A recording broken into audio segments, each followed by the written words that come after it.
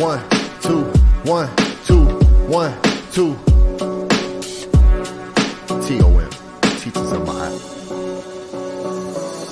Who am I today? The scribe, been forever, but the name changes with the times. I come from a place where space is home. I go into realms where your face is gone. A change gon' come. As a teen, hypnotized deep in a sleep, party and slumber. 11 life path number, a life of death that's rebirth. Recall realities to reemerge. Soul purge, I'll lend you frequency like loan words. Before I teach, I'll spit a poem first. Step on stage, set the stage, car walking, set ablaze, divine fire. The body is divine attire, sown from words. Sound frequency, awakening dreams. Don't pinch me every day I wake up, it's a home birth. Start from zero to become the heroes. Cycles of time causes expansion of mind. Potential is exponential. Gain XP, what your power made of.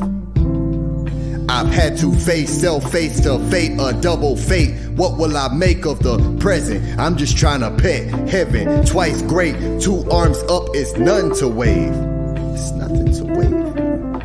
God separate the waters from the waters. Genesis 1 and 6. See, that source is thousands of years prior to a Bible even existing. It's called the pet word for heaven. Watchers of noon, primordial, pre-ordered, bringing order in order. It's law the scales will represent. A double gift, re-present, Ray is present. Ra, amen to the God inside. The crown will glow as consciousness grows. So what assignment are you on?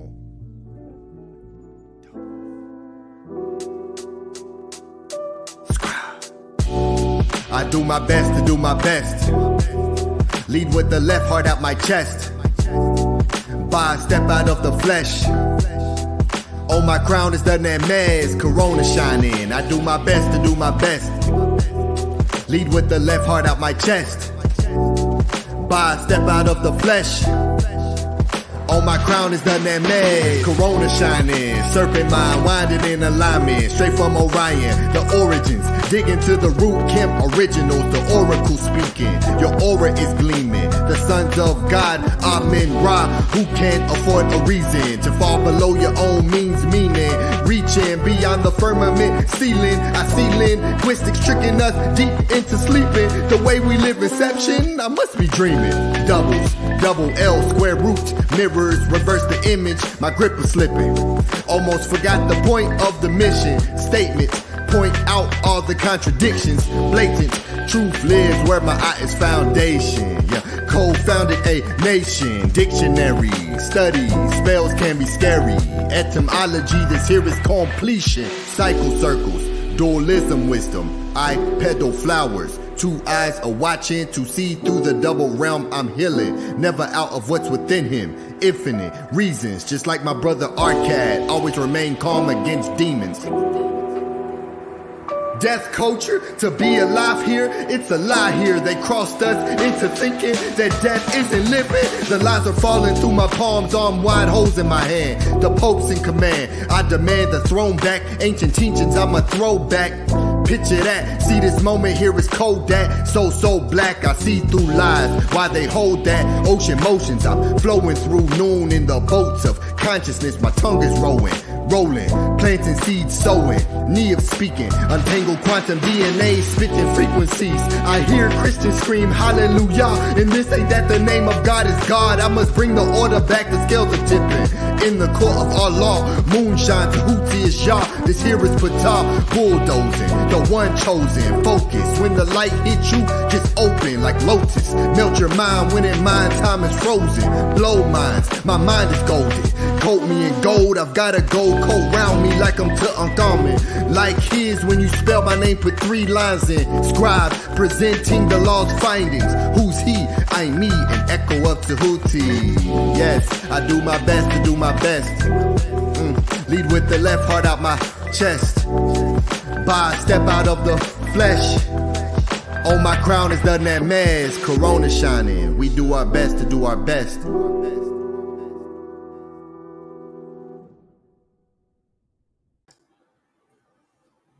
Everyone hit that like button on your way in.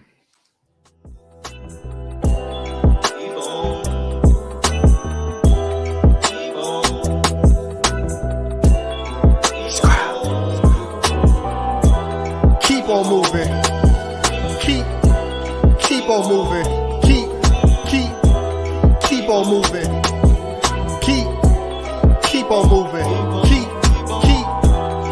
I had to relearn what a brother is. I had to relearn what a sister is. I had to relearn what a mother is. There is no other him. Watch your mouth, fix your lips. I am learning to compartmentalize what I find with my mentals. I could have been labeled mental voices in my head. If I speak to the wrong one, I'll be diagnosed schizophrenic. Creating pollution you can't escape from. We're Captain Planet. Where's Captain Planet? And it's exactly how they planned it. It's insanity, state in a state of sanity. But I'm the scribe, keep a record on the record. I break records. This, that, medu, nature, echo, living, lively, times 3, trinity. We are not the same, not even simile. Plant the seed, a man receive excellence, adoration, testaments, evaluation, literally. The love is real, yet they be hating. Salutations, I wait to master patience. Acting lackadaisy on your facts, I'm back by conscious beings. I am free, king, lock the wings in. The diction is firm, call me men. A man, 3 in 1, erection, protection, firm. Spitting life into who I speak to like sperm. Creation is aid whom I earned. The right to fully see it through. The heart as I rise through. Manu, Akut, lost it when I had to find you. I'm through, times 2, dualism, we will align soon. As I meditate in my room, it becomes a space of pure truth aligned with my eyes. Verbiage is time for more than the 2 eyes. I can see the veil underneath that other veil. Focus when I am locked in. I don't need a cell. Tell me you don't see the traps. Tower power over enemies, frozen over hell, reversing spells. Fell from disguise, the body is disguised. If you needed a sign, well this is it. I hope you read between the lines, left, right. After the first step, I write what's left in me. This is destiny, keep on moving, especially if you find blockage. No amount of pushback will stop this. This will get cats in stone, they cannot top this. Pyro, fire, Ba is my attire. Inspire the ones chosen, the ones open, the ones spoken. From times when life was once spoken. Enchantments, Nesu, double tongue in motion.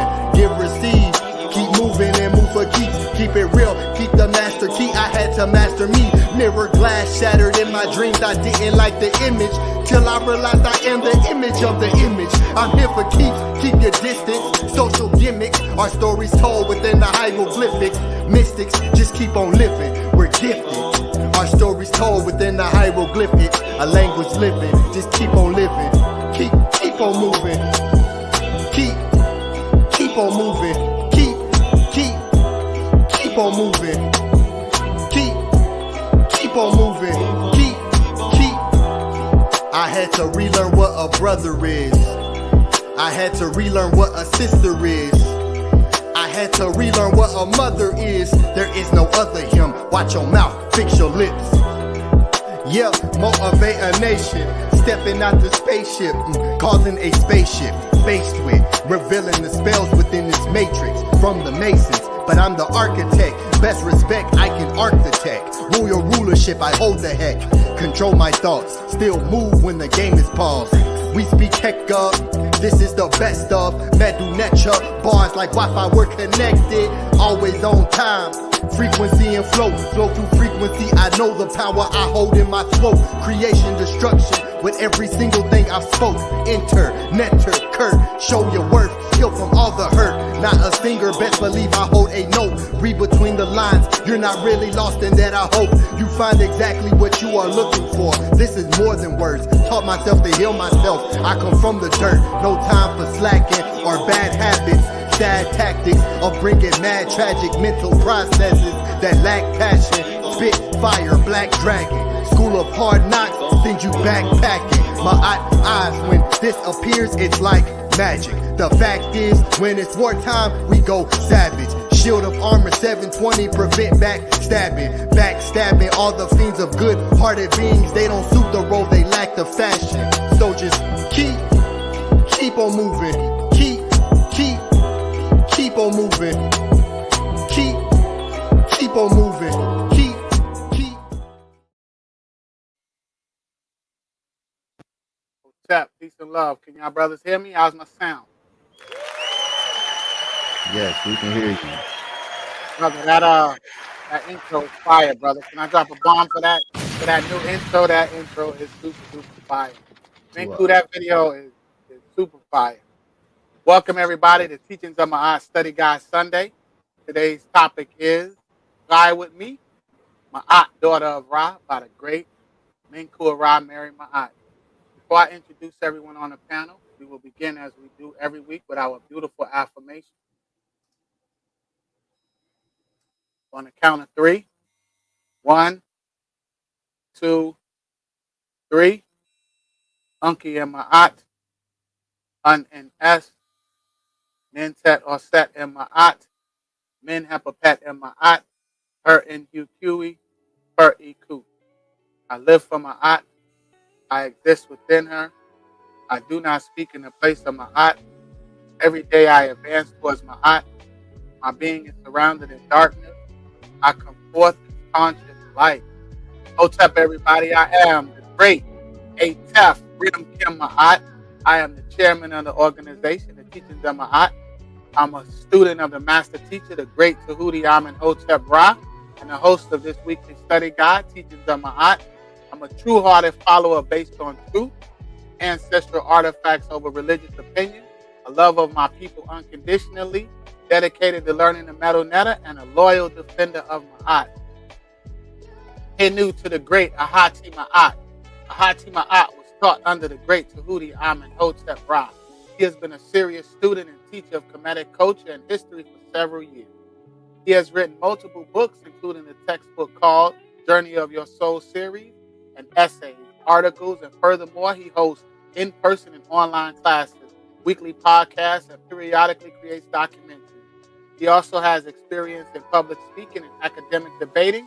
He is also responsible for the creation of this weekly study guide, Teachings of Ma'at. Next, we have the mighty scribe, Ptah Aten Tehuti, is a writer, poet, spoken word artist, audio producer, engineer, healer, spiritual advisor, consultant, and business creator. He is a master student of the Natiru, a true follower and protector of Ma'at, a scribe of Tehuti and Ma'at. He studies under the master teacher, Saba Tehuti Hotep Ra. For the scribe, quality always outweighs quantity.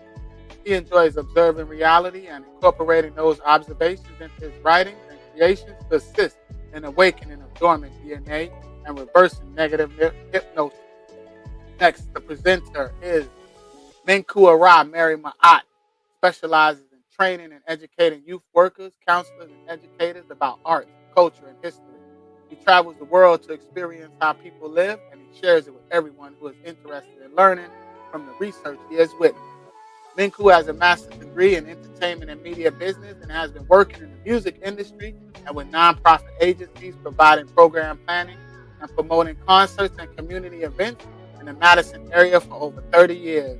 During that time, he has facilitated the following innovative after-school programs for the Madison School Community Recreation, including Hip Hop 101 and Music Production 101, MP4 programs for youth. Welcome, everybody, to the Teachings of Ma'at Study Guide Sunday. Hope you're ready for a wonderful, wonderful show tonight. Peace and love. Yes. What's up, Peace, What's good up? brother Menkhu. Peace, brother Atef. Peace, my brother. How you feeling, good brother Menkhu Ara? What you gonna bring for us? I'm back in my bag. Like I had a realization today. It's like interesting because I'll just say this, that everything that I am giving attention is gaining momentum, and the momentum makes it manifest. So I'm going to share something with you all I manifested yesterday. It was just like this faint thought, and it's been happening quite a bit lately. And I know it's because I'm in this energy under you brothers and Saba Tehuti. But things that I think about, and I said, okay, let's try this.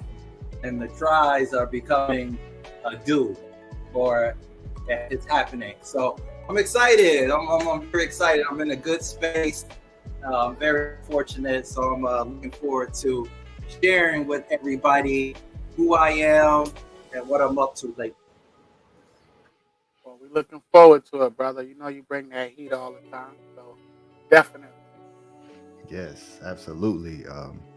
Peace and love, everyone who is here live with us. Hotep to everyone who's watching on the playback. Peace and love to everyone.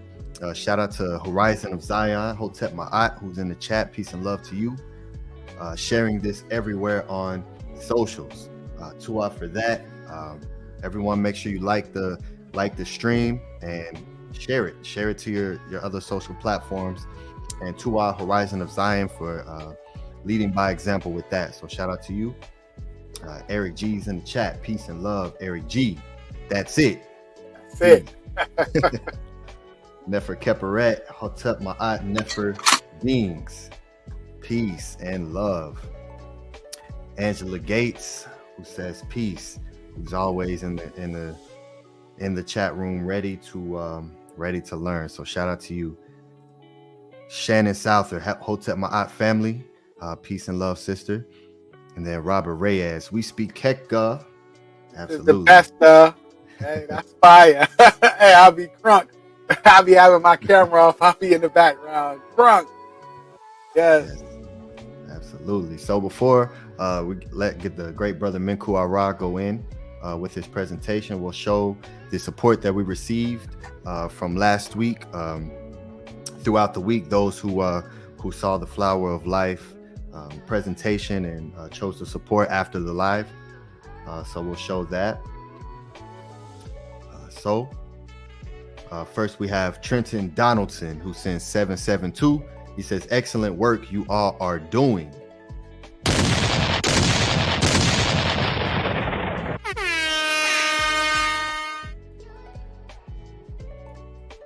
Yes, Tua, brother Trenton Donaldson, for your consistent support.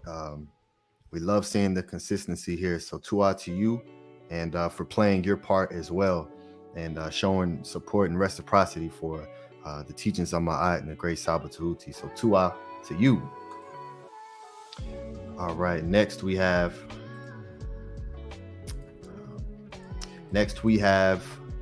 the most consistent supporter on YouTube. Everyone knows who this is by now. Who is it, Atef? Nito Campbell. Yes, sir.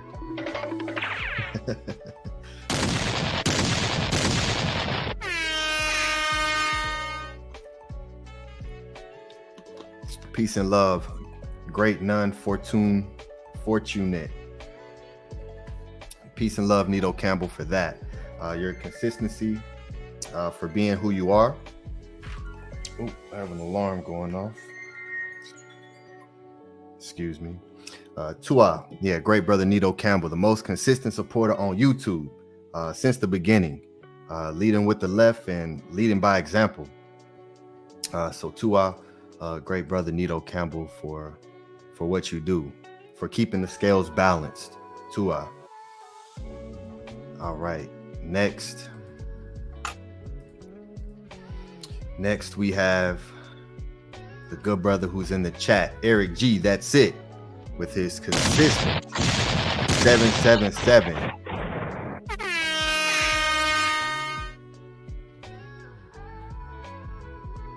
Eric G is another great consistent brother who understands that the teachings are extremely valuable, and so therefore he's consistent every single week with what he brings forth. So Tua to you for that, and for doing and playing your part as well, and helping to keep these scales balanced. So Tua. And then we have one more before we get started.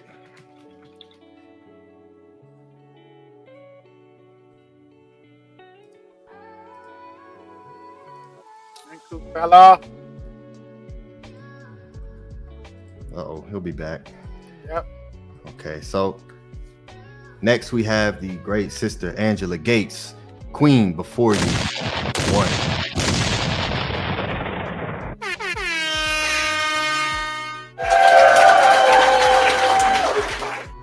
Peace and love, sister. Yeah, she sends $10 for everyone on panel's hard work. Tua. Yes, Tua for that. It's great to have that acknowledgement because it is definitely a lot of work. So Tua for your recognition, good sister Angela Gates. All right, so Tua for everyone who has sent in support so far. Let me put the banner up. Cash App, Teachings of Ma'at, PayPal, Teachings of Ma'at. That is how you support us. For all the people who are watching on the playback, here is the support links. You can scan this and it'll take you directly to our codes, so you can support in that way. So be sure to show your support if you appreciate what we're bringing forth. The hours and hours. I mean, it's a 24/7 day job, to do this and to maintain this and bring this forth for you all. So if you appreciate anything that we bring forward, just show us some support. And for those of you who have cryptocurrency, who have Ethereum, you can also support in that way. And I'll show that here in just a moment. So, of course, we are simultaneously streaming on Rumble as well. So peace and love to all the people who are watching in Rumble.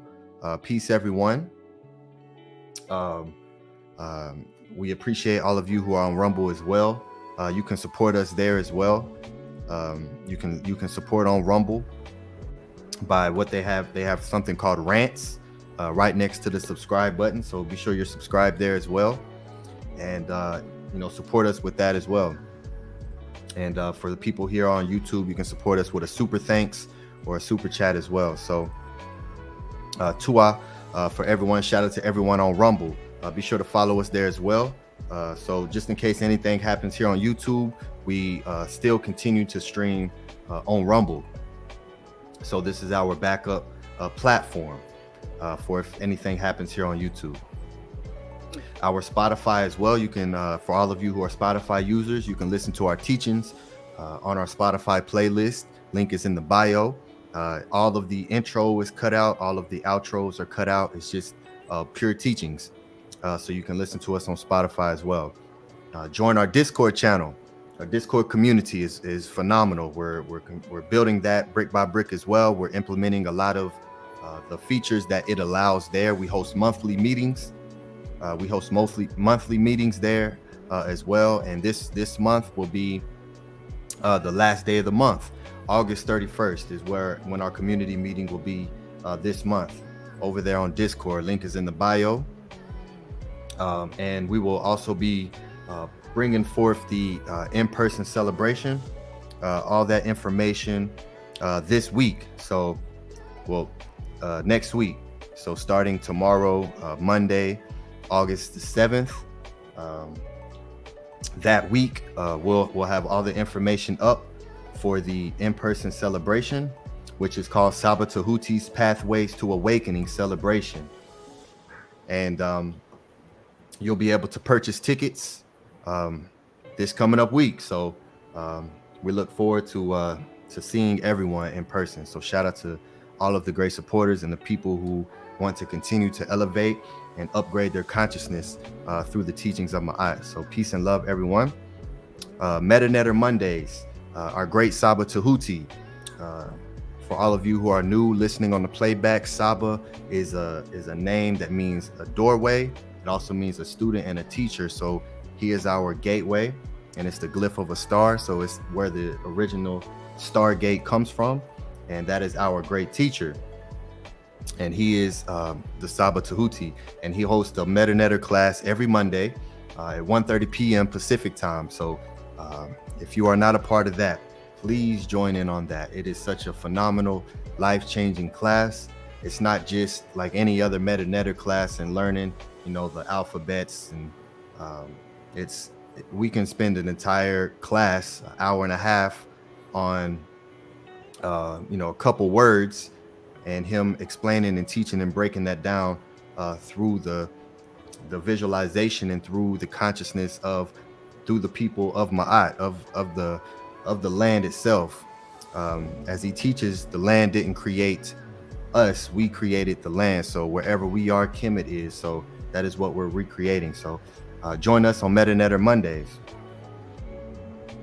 For all of you who own a business, we give you an opportunity to promote your businesses as well.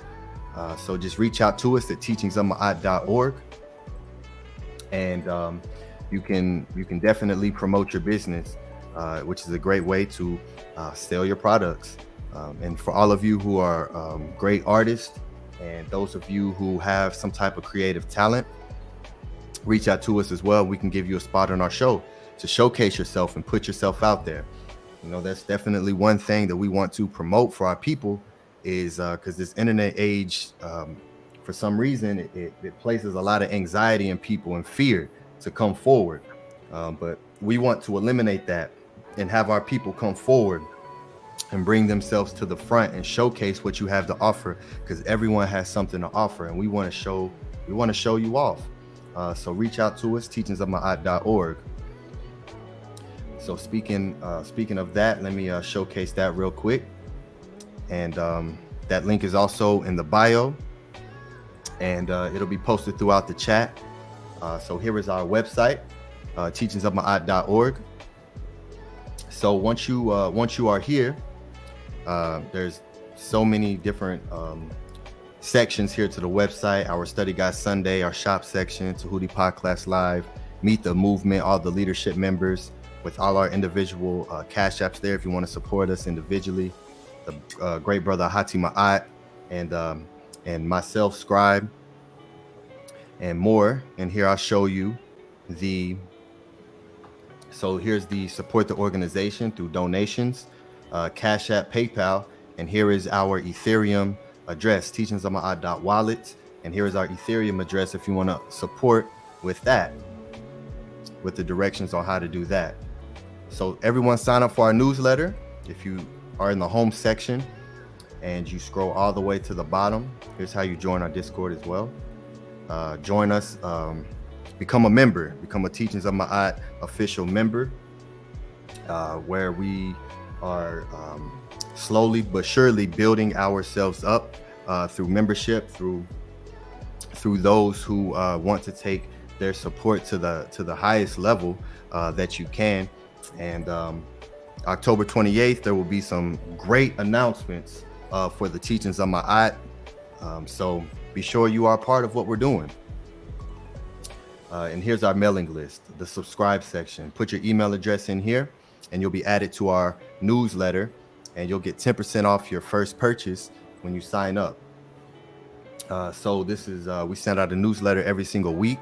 This is also how we send out a large amount of information to everyone through this and through the Discord. The Discord is the first realm because it's more live, but we also send out through the newsletter too if we need to send out a mass letter or information to everyone. So everyone sign up for the newsletter here, and support us through our shop section as well, where our official Teachings of Ma'at merchandise is. Short sleeves, long sleeves, and hoodies. You can get them customized. You can get your name, you can get a phrase, you can get the meta-netter, you can get your favorite quote, whatever you want, customized on the back for you as well. So just make sure you support in one way or the other. So here is also our Stepping Out of the Matrix ebook, the great Saba Tehuti, who wrote a phenomenal ebook, Secrets of the Ages Volume 1. This is what started the Teachings of Ma'at. This book right here. When you go to our very first videos, the first 13 videos will be us reading this book here and putting our own teachings, applying them to his teachings here. Secrets of the Ages, Stepping Out of the Matrix, and Melanin Dark Consciousness by Amun Hotep Ra, scribe teacher of the Kemetic community. And here's how you download our affirmations. So there's a lot here. Here's our Rumble as well. Account access only.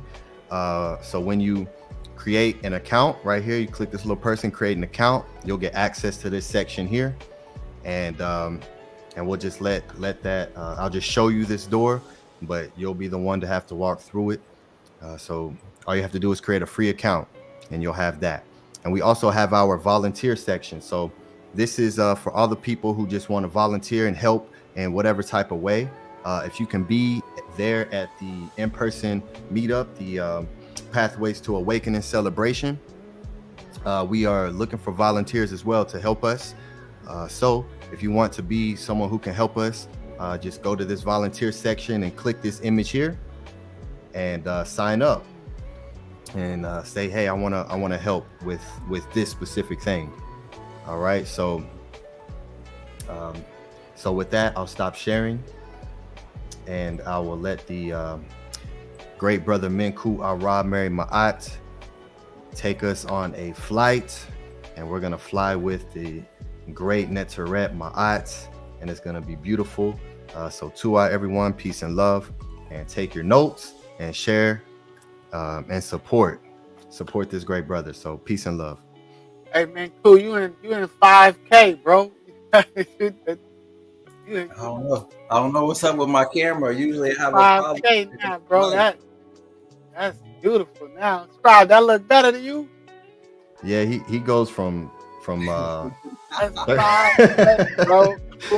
It's yeah, like he's in you 5K there, right bro. now. Oh, Yeah. I'm like, is that my screen? Okay. That's what's up, good brother. Yeah, I'm looking forward to your presentation. I know it's gonna be fire, my brother. To it, brother. I don't know what's up with the lighting, but it just worked out today, so I'm excited. Okay, everybody, I am going to jump into my presentation. Peace and love to everyone who is with us.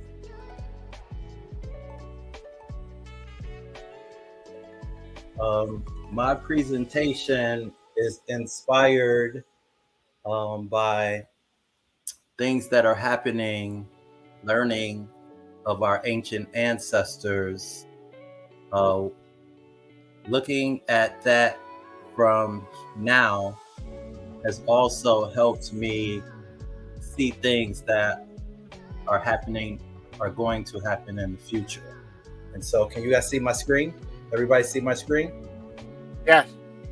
Yeah. Okay. 5K, Beautiful. brother. Beautiful, beautiful, beautiful. Okay, we're gonna get started. Fly with me, Ma'at, the daughter of Ra. And I've really been thinking let's go. I've been thinking about their relationship a lot, and I've been thinking about Ma'at and who she is and why Ma'at is who she is. And so this presentation is focusing on transcending to higher levels of consciousness. And so I want to, when I think about Ra, the sun netzer, I'm like, man, that is a very incredible thing to process when I think about Ra. And I've been on this thing with the reason why I titled my presentation the way that I did is I was thinking about Ra, Ma'at, and Tehuti. So can anybody tell me what are some similarities that Ra, Ma'at, and Tehuti have? Put it in the chat. A little bit of chat participation. Here's a picture of Ra, the sun netzer. When you think about Tehuti, when you think about Ma'at, when you think about Ra, what do they have in common? And my question is it's not straightforward, but I've been able to make this connection because we're in Saba Tehuti's energy so much, and learning so much about the ancestors. Things are becoming more apparent to me, and I'm learning more of the significance of things. What we got in the chat? Any comments? Any guesses on what are some similarities when you think about? Yes, they're netters. Yes, Angela Gates. When you think about this image of Ra, what is Ra, the sun god, the sun netter? When you think about Tehuti, what is Tehuti? And you think about Ma'at, and so I had that picture of Ma'at up. And so I'll just tell you guys the answer. So the obvious two with Ra and with Tehuti is they're birds. And so Ma'at may not be a bird, but Ma'at has the wings. And so that is the reason why I titled my presentation Fly With Me. And I was thinking about, transcending to higher levels of consciousness. Sure, Shannon, definitely healing. All of those netters had very powerful healing powers.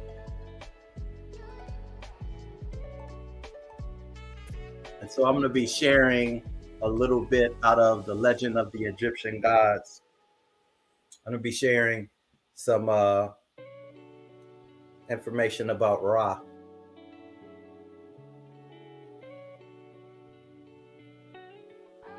The legend takes us back to the time when the gods of Egypt went about in the country and mingled with men and were thoroughly acquainted with their desires and needs. The king who reigned over Egypt was Ra, the chapter of the divine or mighty Neter who created himself, who made the heavens and the earth, and breathed and the breath of life and fire and the netters and man and beast and cattle and reptiles and the fowl of the air and the fish, who is the king of men and netters, who existed in one form, to whom periods of 120 years acts as single years, whose names by reason of their multitude are unknowable, for even the netters know them not. Ani, can you turn the music down a little bit?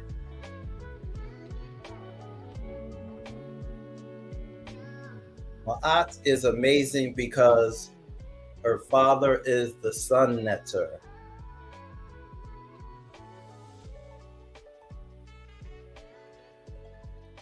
So who is Ma'at? Let's explore ancestral artifacts that mention Ma'at.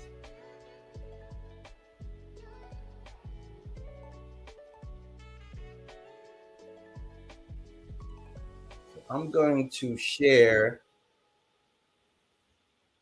Akhenaten states that he was standing on Ma'at. I'm going to share a hymn to Aten.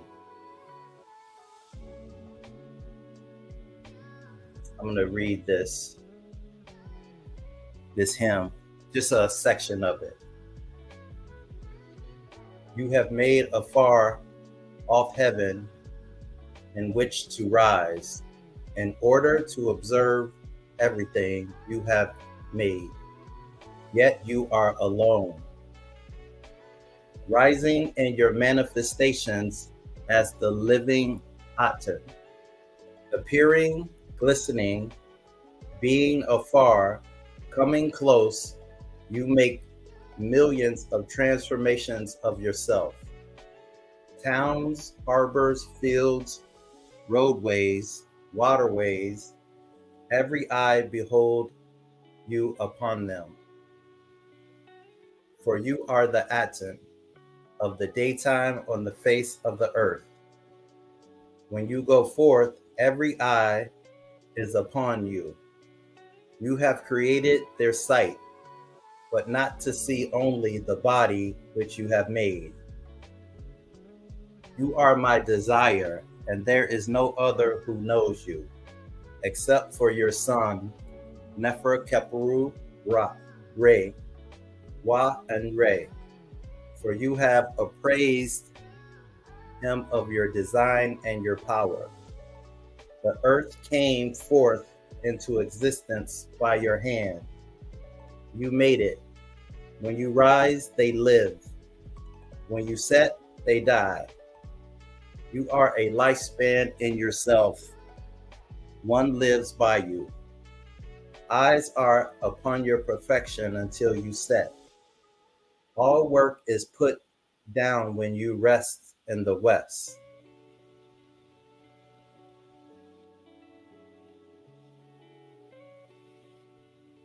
When you rise, everything grows, for the king and for everyone who hasten on foot, because you have founded the land, and you have raised them for your son, who has come forth from your body, the king of Upper and Lower Egypt, the one living on Maat, Lord of the two lands, Nefer Keperu, Re, Wa, and Re, son of Re, the one living on Maat, master of regalia, Akhenaten, the long-lived and the foremost wife of the king whom he loves, the mistress of the two lands, Nefer, Nefru, Aten, Nefertiti, living and young forever and ever. Menkhu, are you supposed to be sharing your screen? Because it says, are you reading from something? Yeah. Oh, you guys couldn't see that? No. Angela Gates said the screen isn't moving. Okay. This is the hymn right here. Can you guys see it now? Yes. There we go. Thank you. So this is the hymn of Akhenaten.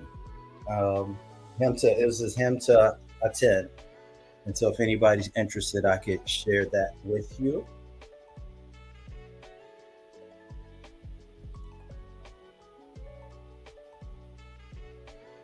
So in that hymn, Akhenaten states that he was standing on Maat. Hey, brother Menkhu, can you read it? Can you read it again for us, so we can read along with you?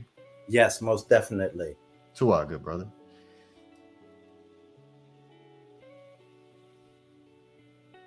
Can everybody see it this time? Yes, you good, brother. Beautiful. Okay. This is page 294. Now we'll read it again. You have made afar off heaven in which to rise, in order to observe everything you have made. Yet you are alone, rising in your manifestation as the living Aten, appearing, glistening, being afar, coming close. You make millions of transformations of yourself. Towns, harbors, fields, roadways, waterways, every eye beholds you upon them. For you are the Aten of the daytime on the face of the earth. When you go forth, every eye is upon you. You have created their sight, but not to see only the body which you have made. You are my desire, and there is no other who knows you, except for your son, Nefer, Keperu, Re, Wa, and Re. For you have appraised him of your designs and your power. The earth came forth into existence by your hand. You made it. When you rise, they live. When you set, they die. You are a lifespan in yourself. One lives by you. Eyes are upon your perfection until you set. All work is put down when you rest in the West.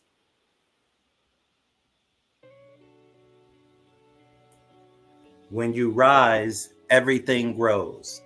For the king and for everyone who hastens on foot, because you have founded the land, and you have raised them for your son, who has come forth from your body, the king of Upper and Lower Egypt, the one living on Ma'at, Lord of the two lands, Neferkeperu Re, Wa and Re, son of Re, the one living on Ma'at, master of regalia, Akhenaten, the long-lived, and the foremost wife of the king, who he loves, the mistress of the two lands, Nefru, Aten, Nefertiti, living and young forever and ever.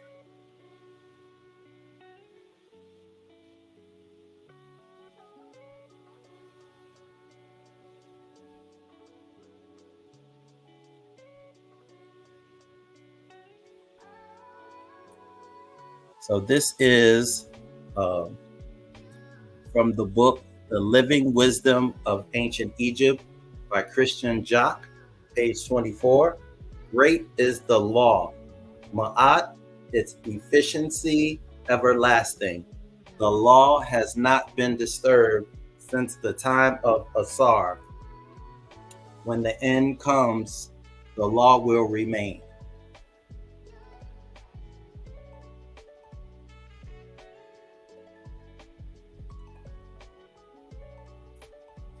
This that I'm sharing is from the presentation of Ma'at.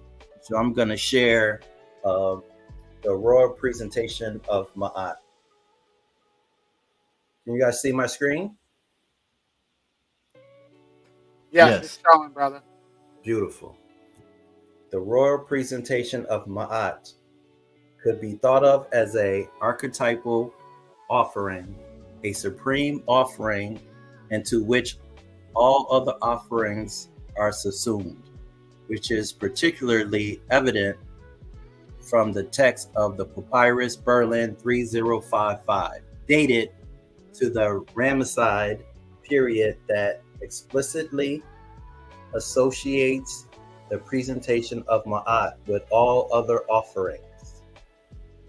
This equation of Ma'at with other offerings is echoed in the epithet of Ma'at as food of the netters, and that the netter lived on Ma'at. She was considered to be the basic sustenance of the netters. The association of Ma'at with other offerings is also supported by the lack of differentiation of the iconograph of the inscriptions of the presentation of Ma'at scene for other types of offerings, and by the offering of wine jars in scene, which specifically state that the action portrayed is the presentation of Ma'at. The presentation of Ma'at also functioned as a potent expression of the legitimacy of the king.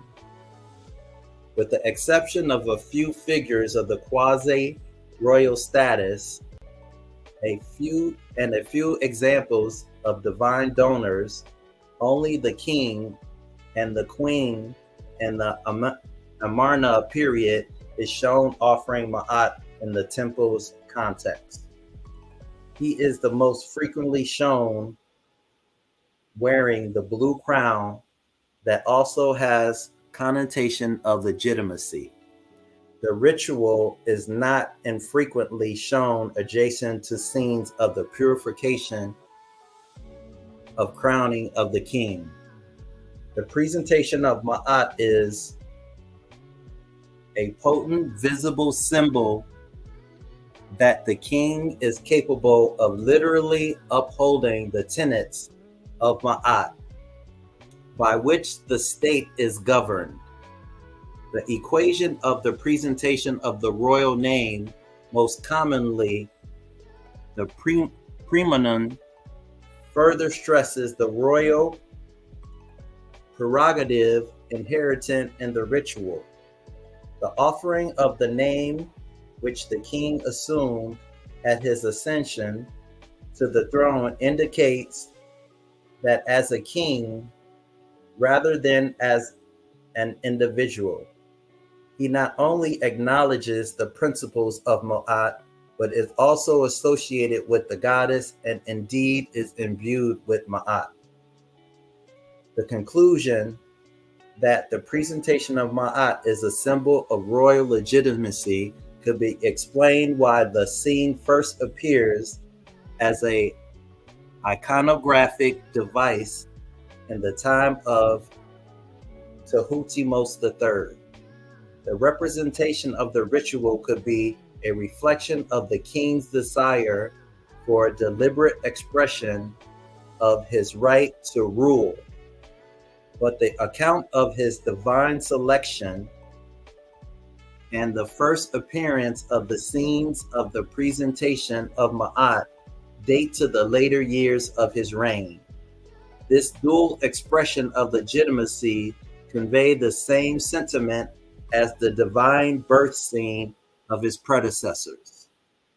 The confirmation of political rule through ritual, the campaign to desecrate Hatshepsut monuments that occurred late in the reign of Tehuti III, just as the scenes of the presentation of Ma'at and the account of the oracular selection made attempts to emphasize his own legitimacy in contrast to that of his predecessor.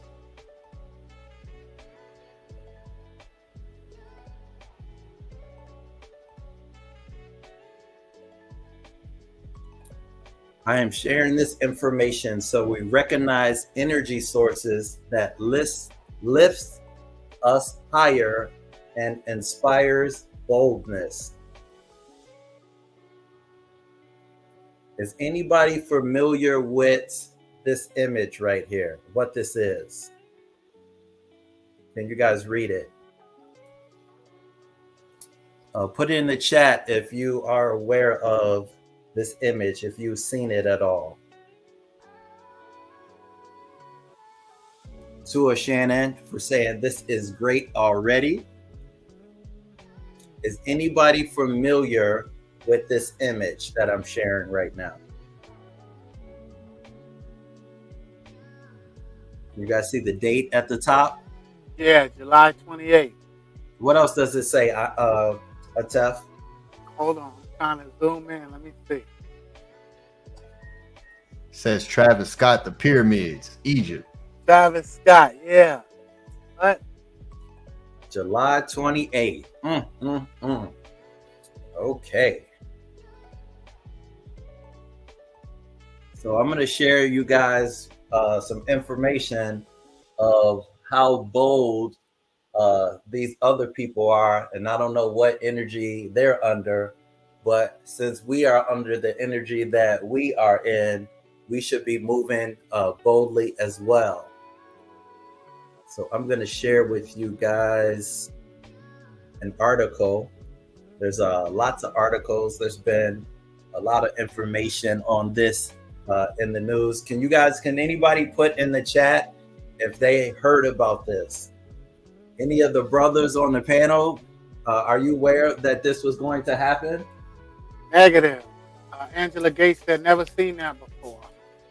Okay. Yeah, cool. I seen this being promoted, which was crazy to me, considering what happened during his last, his last show. Exactly, Ani. Let's get into it.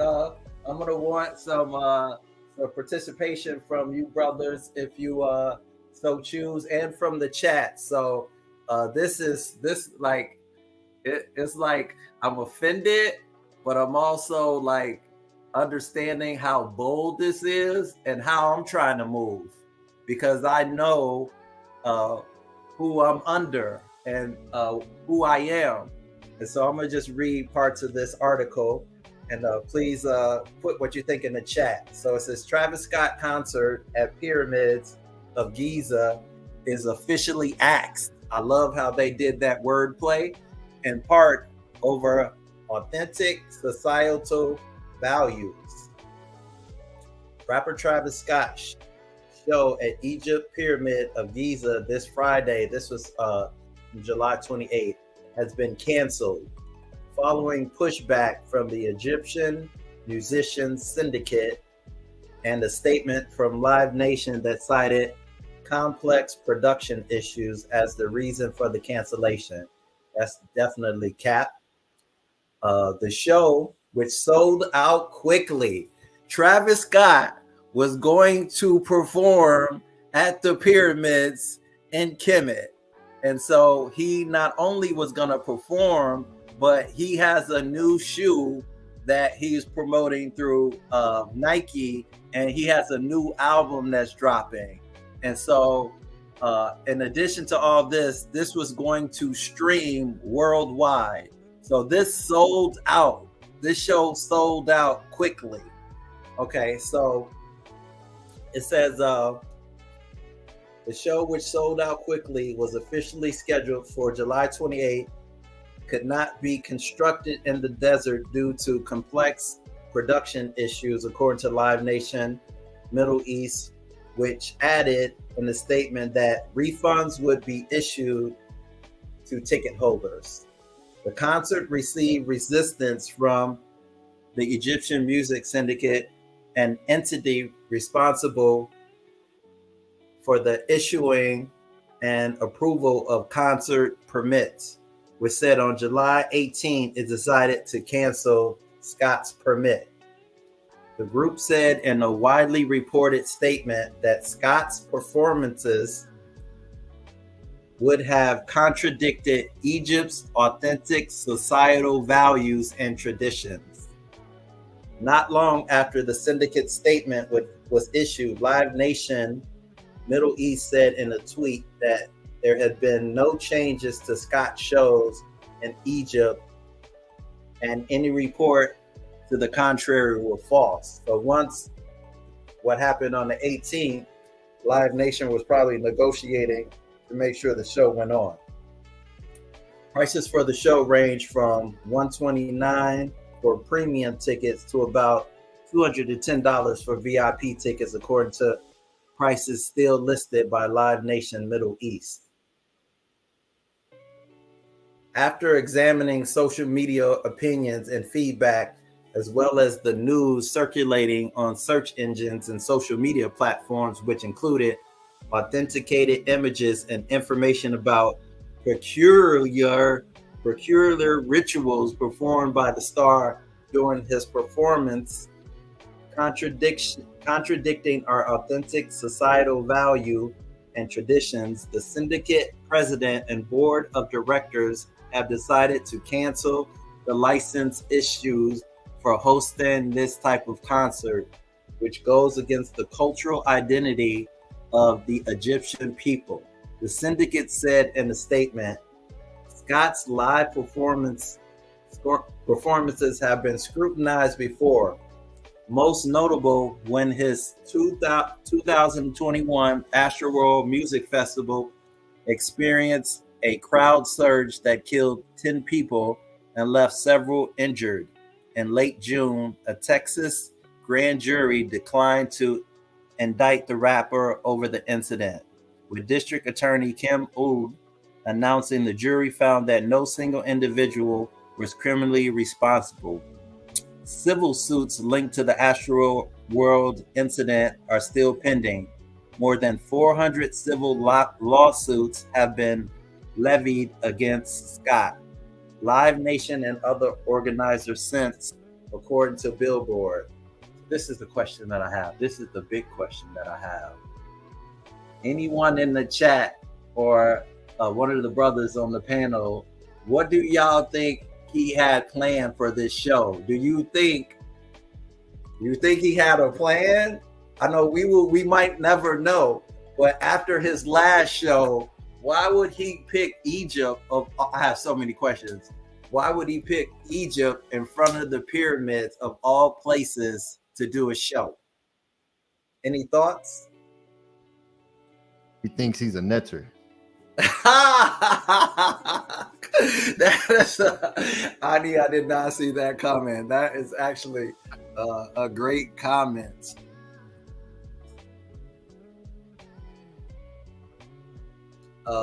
Angela Gates says, are y'all talking about the demons at his show? Shannon said, Nini up, good brother. Robert Reyes said, it's a ritual. I bet I can't not think he had something kind of crazy planned. And so, you know, I in my mind, I'm like, just the thought of him trying to pull that off is kind of crazy. That would have been a big move if he was actually able to do that.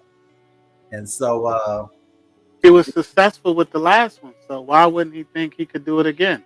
Exactly. And it's interesting that they rejected him, you know, but it makes sense as well, because you know, he shouldn't be, no disrespect or no discrimination, but that kind of thing can't be allowed, you know what I mean, around the pyramids, you know what I mean? I'm not for it. I'm not a fan, period. But the thought that him trying to do that in Egypt is kind of offensive.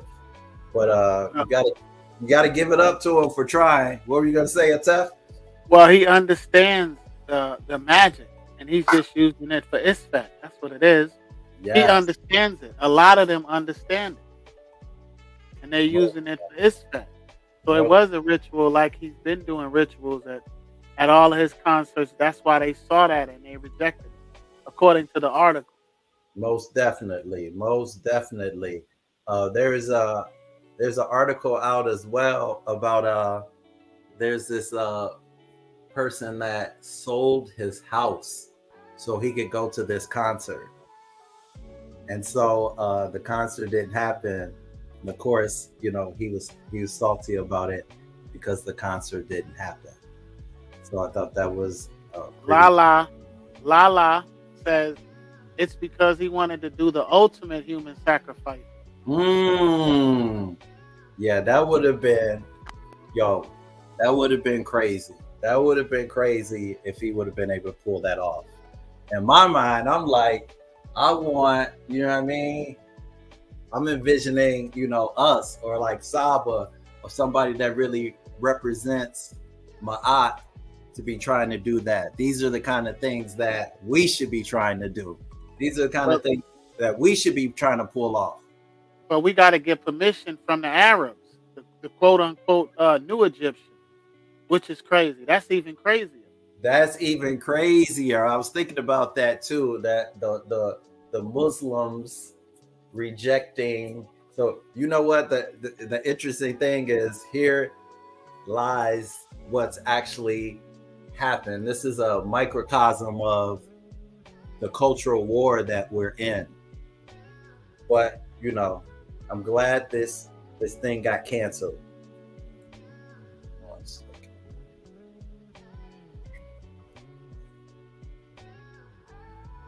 Look, what the name of his album? It says Scott's canceled performance would have marked the debut of his highly anticipated album, Utopia.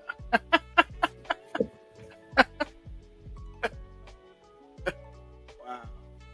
That crazy? 1 second, my screen. Something's going on with my screen. My computer is bugging out. Okay, there it is. Beautiful. Wonderful. Okay. We're going to move on to the next thing. Let me get my bearings.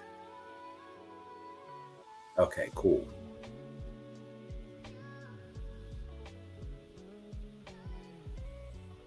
Speaking of energy sources, here's info we should be aware of.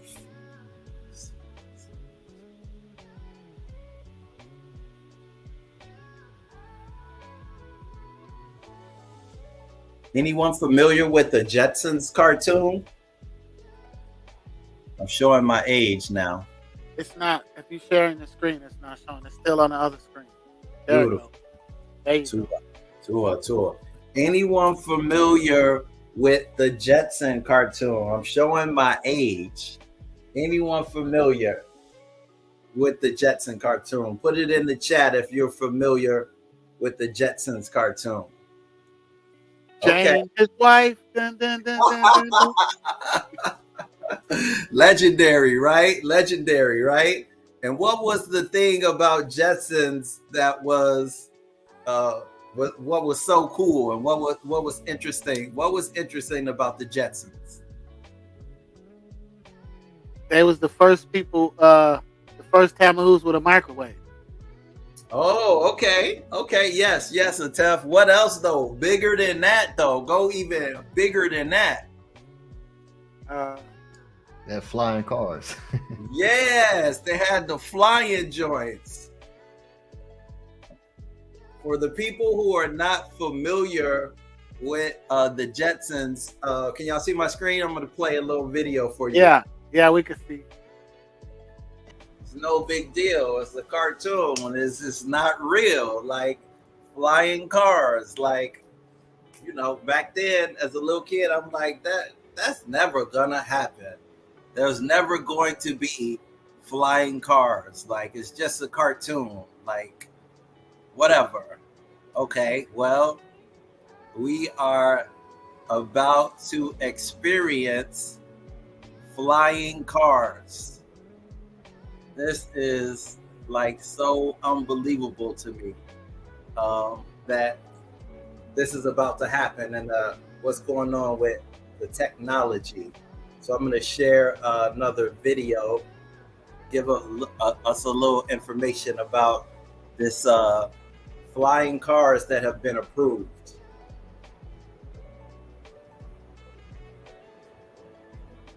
These are the prototypes of a flying car manufactured by US-based Aleph Aeronautics that has received an approval by the US authorities to conduct its first test flight.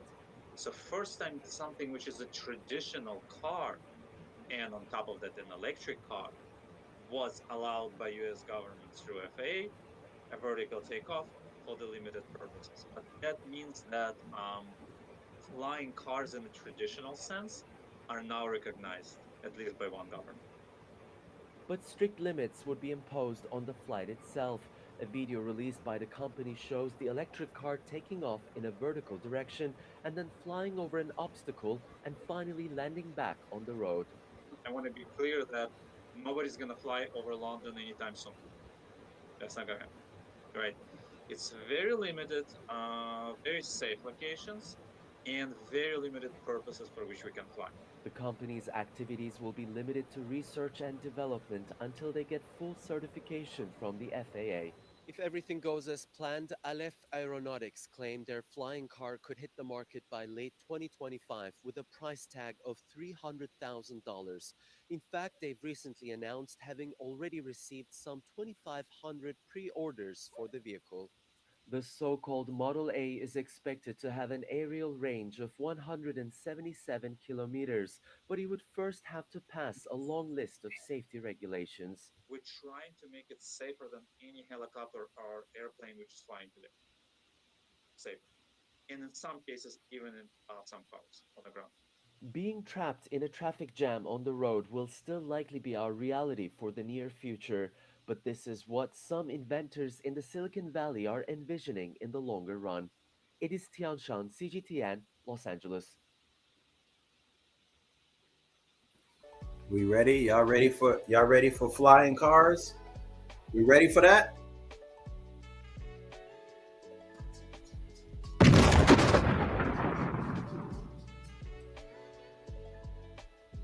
I'm gonna share an article, give us a little more information about these flying cars and what's happening with our airspace. Put in the chat what you think about this concept of flying cars happening in 2025. And you talk about boldness. I'm sure like people have been working on this for a while, but you have to be in a good energy to be thinking about this is something that you want to do. So this is a picture of the car. First flying car receives official approval expected by 2025 at $300,000. And they said they already have, if this article or what this guy was saying is true, that they have 2,500 pre-orders for this car. The future of the automotive industry is here. The first flying car has been officially approved for testing and will be ready for takeoff in late 2025. The fully electric car created by Aleph Aeronautics is priced at $300,000 and is now available for pre-order. Named Model A, the vehicle will be able to carry 1 or 2 occupants, and drivers will have the opportunity to use it on public roads and vertical takeoff following 4 years of test flying in Palo Alto, California. This first car could drive a range of 200 miles and a flight of 110 miles. We're excited to receive this certification from the FAA. It allows us to move closer to bringing people an environmentally friendly and faster commute, saving individuals and companies hours each week. This is a one small step for planes, one giant step for cars, Aleph CEO Jim Whatever explained after receiving certification approval from the Federal Aviation Administration for A model, or for Model A. It has to be a real car, driving in driving lanes, parking in parking spaces. It has to have a vertical takeoff, otherwise it is not a real flying car. It has to be affordable for most people, not just the rich. $300K is not affordable, I'm sorry.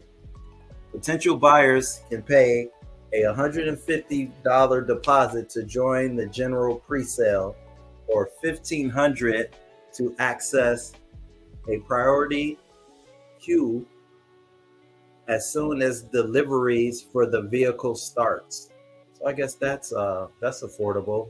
The down payment is affordable, I guess. But in the chat, what do y'all think about flying cars? Am I bugging? Are we ready? Are we ready for that? Like, this is, I guess I better get ready, huh? Angela Gay said they can't get drunk driving under control on the ground. The rich people don't abide by the rules as it is. Yeah, this is like, I'm bugging out a little bit. Like, this is crazy to me to think about. This is happening in almost like a little bit over a year. And so airspace is quite a big subject right now. So I guess we gotta get ready for this. So this is actually happening. So I mean, I guess if the Jetsons can do it, then we ready for it. And so I'm gonna share another video as we prepare for flying cars, UFOs, UAPs, and this technology that we're coming into that is kind of inspiring all these changes that are taking place. XA says, no thank you. What if your battery dies while you in the air? I know it's an electric car too. I'm like, okay, we ready for this. I guess we ready for this. And so this is gonna all tie together. You'll see as we get towards my presentation why I'm guessing this is happening and how this is becoming possible. They basically are kind of little by little trying to prepare us for what is to come. So I'm going to play another video that I thought was really interesting, and how the technology is coming out. Like, why all of a sudden all these new things are occurring. We should be aware of it. So I'm going to play this video. Hello, good Welcome, morning. Sam. So glad to have you. Yes, what a pleasure. Beautiful airplane. The pleasure is ours. Welcome to the 700 for the first time.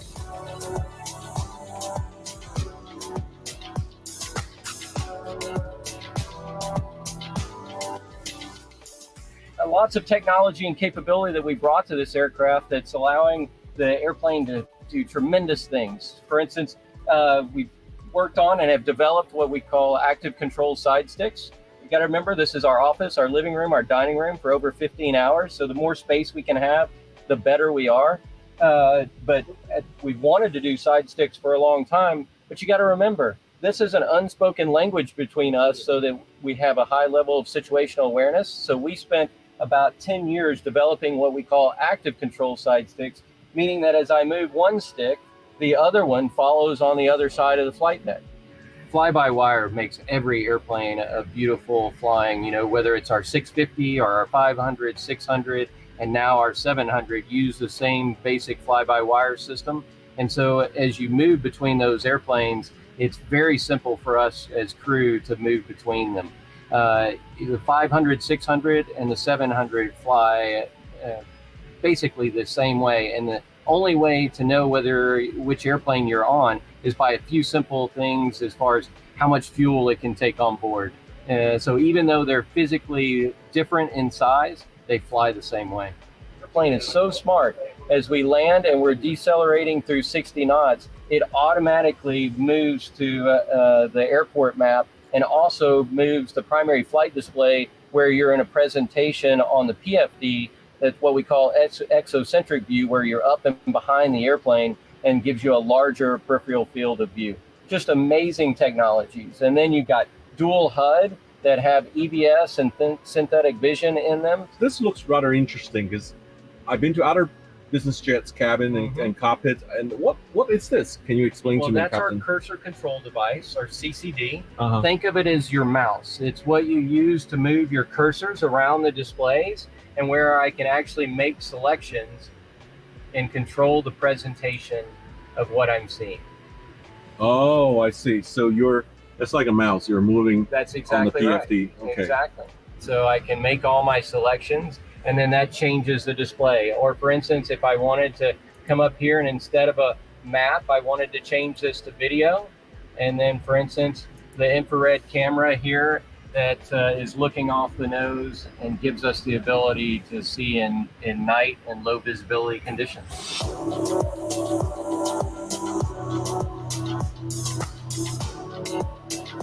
What always amazed me is the capability of Gulfstream. It allows people to fly higher, fly faster. What's the one commodity we all want more of? It doesn't matter who we are. We always want more time, right? And so the one way that you gain time is through the use of speed, that you can get to your destinations faster. So the slowest our airplanes ever fly is 0.85 Mach, which is most people's high-speed cruise. Our normal cruise is 0.90, or 90% the speed of sound is where we're normally flying the airplane. And so that gives back time. And if you take somebody that on a typical operation of airplanes, if they're operating an airplane at 0.80 at about 500 hours a year, we'll give you 52 hours of your life back at the end of every year. That's more time for you to do other things with, but it also allows you the ability that it's less time on the airplane, which makes the airplane more valuable over the length of time. One of the most interesting things is the cabin altitude.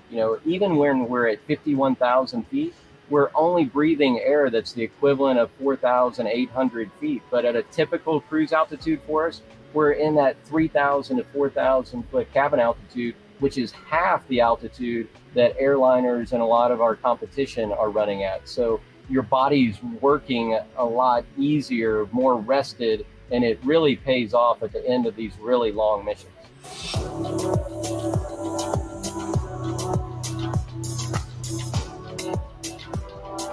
Good morning, Sam. Welcome to the new G700. Gulfstream's excited to have the airplane in Qatar today to show to our friends at Qatar Airways and Qatar Executive. I'll walk you through the airplane. So we'll start in the galley. This is the largest galley available in any business jet. There's over 10 feet of counter space here on the galley countertop. We have microwave oven, convection oven, tons of storage for trash, for ice, for drinks, beverages, food, full-size refrigerator. And then as you go out through the airplane, we have the crew rest area. Again, the largest crew rest area available in a business jet today. 2 windows. The crew can close off and sleep in here on the long-range missions.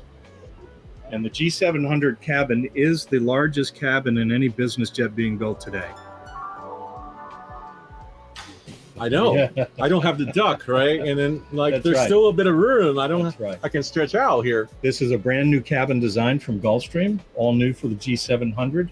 New seats, new ledges, new PSU panels. Everything you see in here is a new design compared to the G650. The other thing about this airplane, Sam, is the cabin environment is the most healthy cabin environment in any airplane. Very low cabin altitude, 100% fresh air in the cabin all the time. It's not recirculated. We don't need to use a filter to clean the air because it comes in and goes out of the airplane about every minute and a half.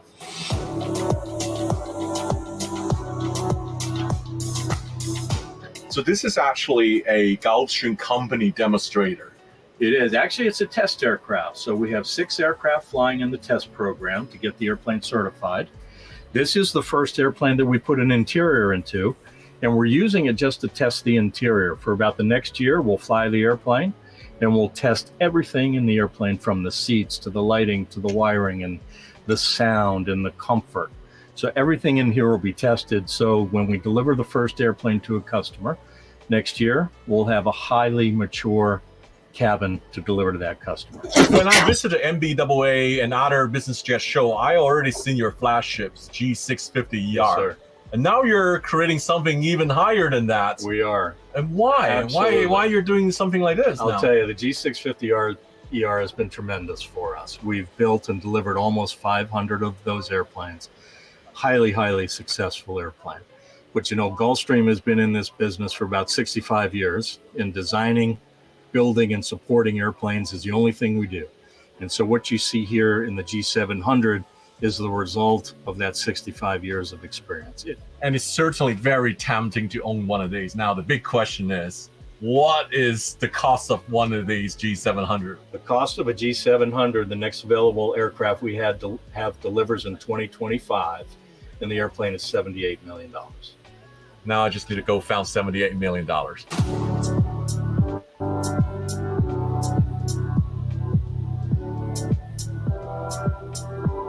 So numbers keep getting higher and higher. G700 now is the longest Gulfstream, and it fly faster. I heard it actually broke a speed record from Savannah to Doha on the way here. It flew over 13 hours, 50 minutes, but on a Mach 0.88. A Mach 0.88, if you're in aviation, as you know, it's faster than most of the commercial airliners.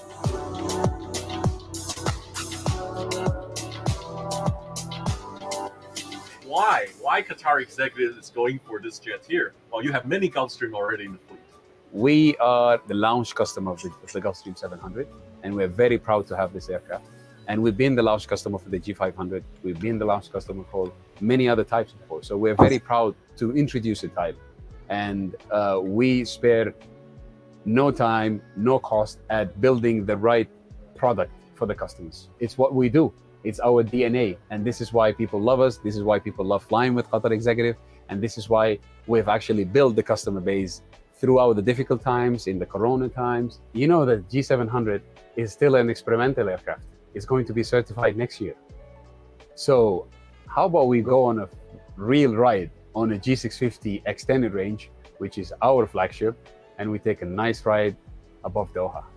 How can you say no when someone offer you a Gulfstream flight? Let's do it. Right? All right, let's go.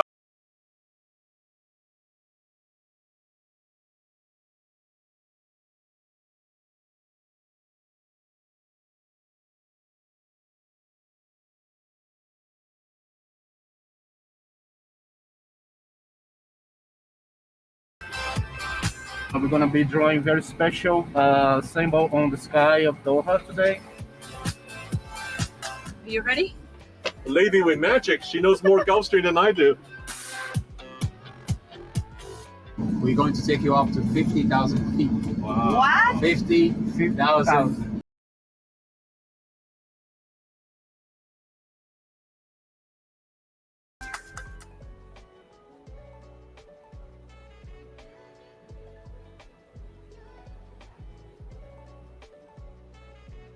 Okay. Yeah, I have lots of questions.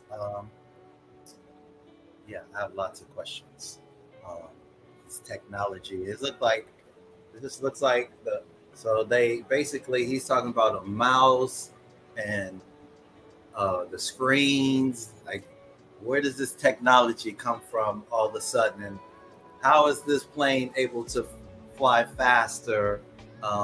What is going on? Peace and love, Stephen E. Yeah, it's really interesting what's happening in this era right now. Matthew Sandoval has some really good questions. What fuel source will they be using?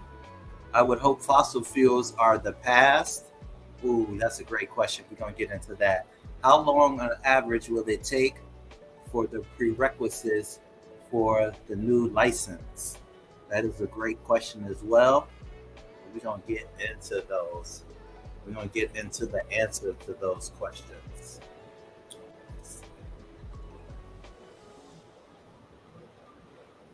Is anyone familiar with 0 point energy? Put it in the chat. Has anybody heard this term or know anything about 0 point energy? Put it in the chat if you've heard of this. Thank you all for your participation and your attention. So much is coming into my attention, and I'm trying to connect the dots and bring it all together. Robert Reyes, what do you know about 0 point energy? Have you heard of it? What is 0 point energy?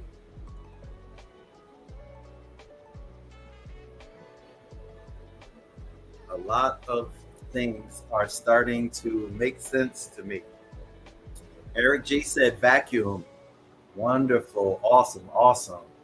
Our chat is so brilliant. So we have such an amazing, brilliant teacher, Saba Tehuti. And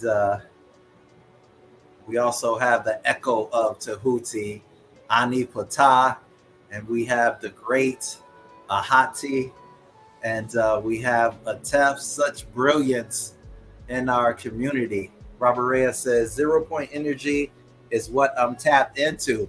Okay, we need you to come on to the panel after this presentation and talk about what you tapped into, because things are changing rapidly. I'm excited about this video, this next video that I'm going to share with you all. It's a long video, but I think you're going to appreciate this information. Let me know in the chat if any of you have seen this documentary that I'm going to share with you. Please let me know if you have seen this before. And so I'm going to play the video right now. Here we go. So here's your energy grid. 12% is a new renewable. The rest is the old system. So if you plug in your electric car, 88% of the power is coming from gas and oil and coal. The entire world is running on an energy paradigm of scarcity, meaning that there's never more energy than we generate. And we lose that energy as we move it around and deploy it in different ways. And so energy is expensive. And energy is difficult to get to remote areas. And the energy is important because it's inputs in growing food, and it's inputs in manufacturing, and it's inputs in the economy, and it's inputs in all of these things that make people's lives better and that solve the problems that desperately need to be solved on the planet right now. Over unity is a very simple idea. It's that you're getting more energy out of something than you're putting into it. And according to mainstream science, that's impossible. What free energy devices suggest is that there is a limitless supply of usable energy that's always coming into reality, and that we're not living in a universe of fundamental scarcity. So over unity is more than just a breakthrough that's going to live its life in a technical paper. It's not that. It's really the ability of humans to liberate themselves. Yes, there is a history, a long history of over unity systems. For example, Nikola Tesla had one. Basically, his big magnifying transformer that he had on Long Island was such an over unity system. He got the entire Earth itself in resonance. Everything going on is feeding energy into the Earth starts to feed energy into that wave that he created. So he gets a lot more energy in his resonant wave fed from outside, from the environment in the interior of the Earth. His idea was you could then put in a tap on it anywhere else on the world and extract it free. And of course, J.P. Morgan's take on that was, that's foolish. You can't put a meter on it. So that actually doomed much of Tesla's career at that point when Morgan found out that Tesla, was going to produce the energy freely. But I love this quote. If you want to find the secrets of the universe, think in terms of energy, frequency, and vibration. Now, the reason he said that is that when you use what's called a very high voltage system, you can tap in to what Professor Casimir called the 0-point energy field. Some people call it the quantum vacuum. Other people, like Professor Dirac, modestly called it the Dirac Sea. And we just tested a device last month in the Arizona desert, you'll see in a moment, that is based on that. Nobody is really trying to get, for example, over unity, more energy out of something than you put in, because it's assumed that that is impossible. Well, that might be impossible, but only if you don't really understand the fabric of reality itself. They just can't believe it, especially engineers, because I know how we were taught, right? There is no vacuum energy. You're just a kook when you think so, right? If they took a little more physics, they would go, well, maybe. It's not a small thing. It's not a matter of finding proof for some technology, for some invention, and convincing everybody of it. You can't convince somebody of something that so totally contradicts their basic assumptions about the universe. But what if there's a pool of energy available to us that we didn't even think was possible because we're operating on these 100-plus-year-old assumptions? We can't find this excess energy simply because no one's looking for it. So-called empty space isn't really empty at all. It's actually full of energy. So instead of being like kind of a quiet, empty lake, it's more like the froth at the base of a waterfall or something. But when you go to look at the numbers, you find out that there's enough energy in the volume of a coffee cup to evaporate all the world's oceans if you could get it all up. And here we have a car from 1921 running without a plug. Now look at this old car. And it was pulling energy out of, they just said out of the environment. They couldn't quantify what, but they had the correct frequency. And this had a battery and some wiring. And it was running around without being plugged in. Memo to Tesla Motors, go and research this. Get rid of your plugins. And this is one of my favorite, 1902. A farmer and engineer named Stubblefield with Tesla. He had something they called the Earth battery, or the Stubblefield battery, and it had rods going into the earth and some wiring, and it was picking up this magnetic flux field of the planet, and he was running his farm, and Tesla was there with him. 1902. So when I say 100 years, lost century, no. I do not wish to talk about it myself, but I've been a victim of quite a bit of suppression. So has any other legitimate researcher in this area. The government is protecting the industry, the oil industry, because they're in bed together. Tremendous amounts of contributions for politicians come from these huge companies. And these huge companies have been covering up for years what we're doing to the planet. Today, we don't have so much big kingdoms. We have cartels. We have a whole set of cartels in an area, interlocking corporations, and behind this, we have a few people who are quite wealthy and who own most things. Any time we have a very powerful cartel or set of people that control a lot of things, that resists any means of changing its inflow of control and its inflow of funds and money and its power. You know, everybody's trying to be the big monkey. It's really as simple as that. Here we have all the methods. Some of these are common sense, but every one of these are ones I have encountered and investigated personally with geniuses, engineering geniuses and physics geniuses, but strategically impaired inventors. Black shelving. So someone comes along, they offer you $20 million for your device, it's a corporation, they put it on a shelf. Boom.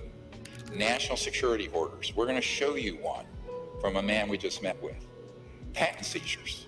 Financial entanglements from investors because they're doing their whole business and legal strategy wrong.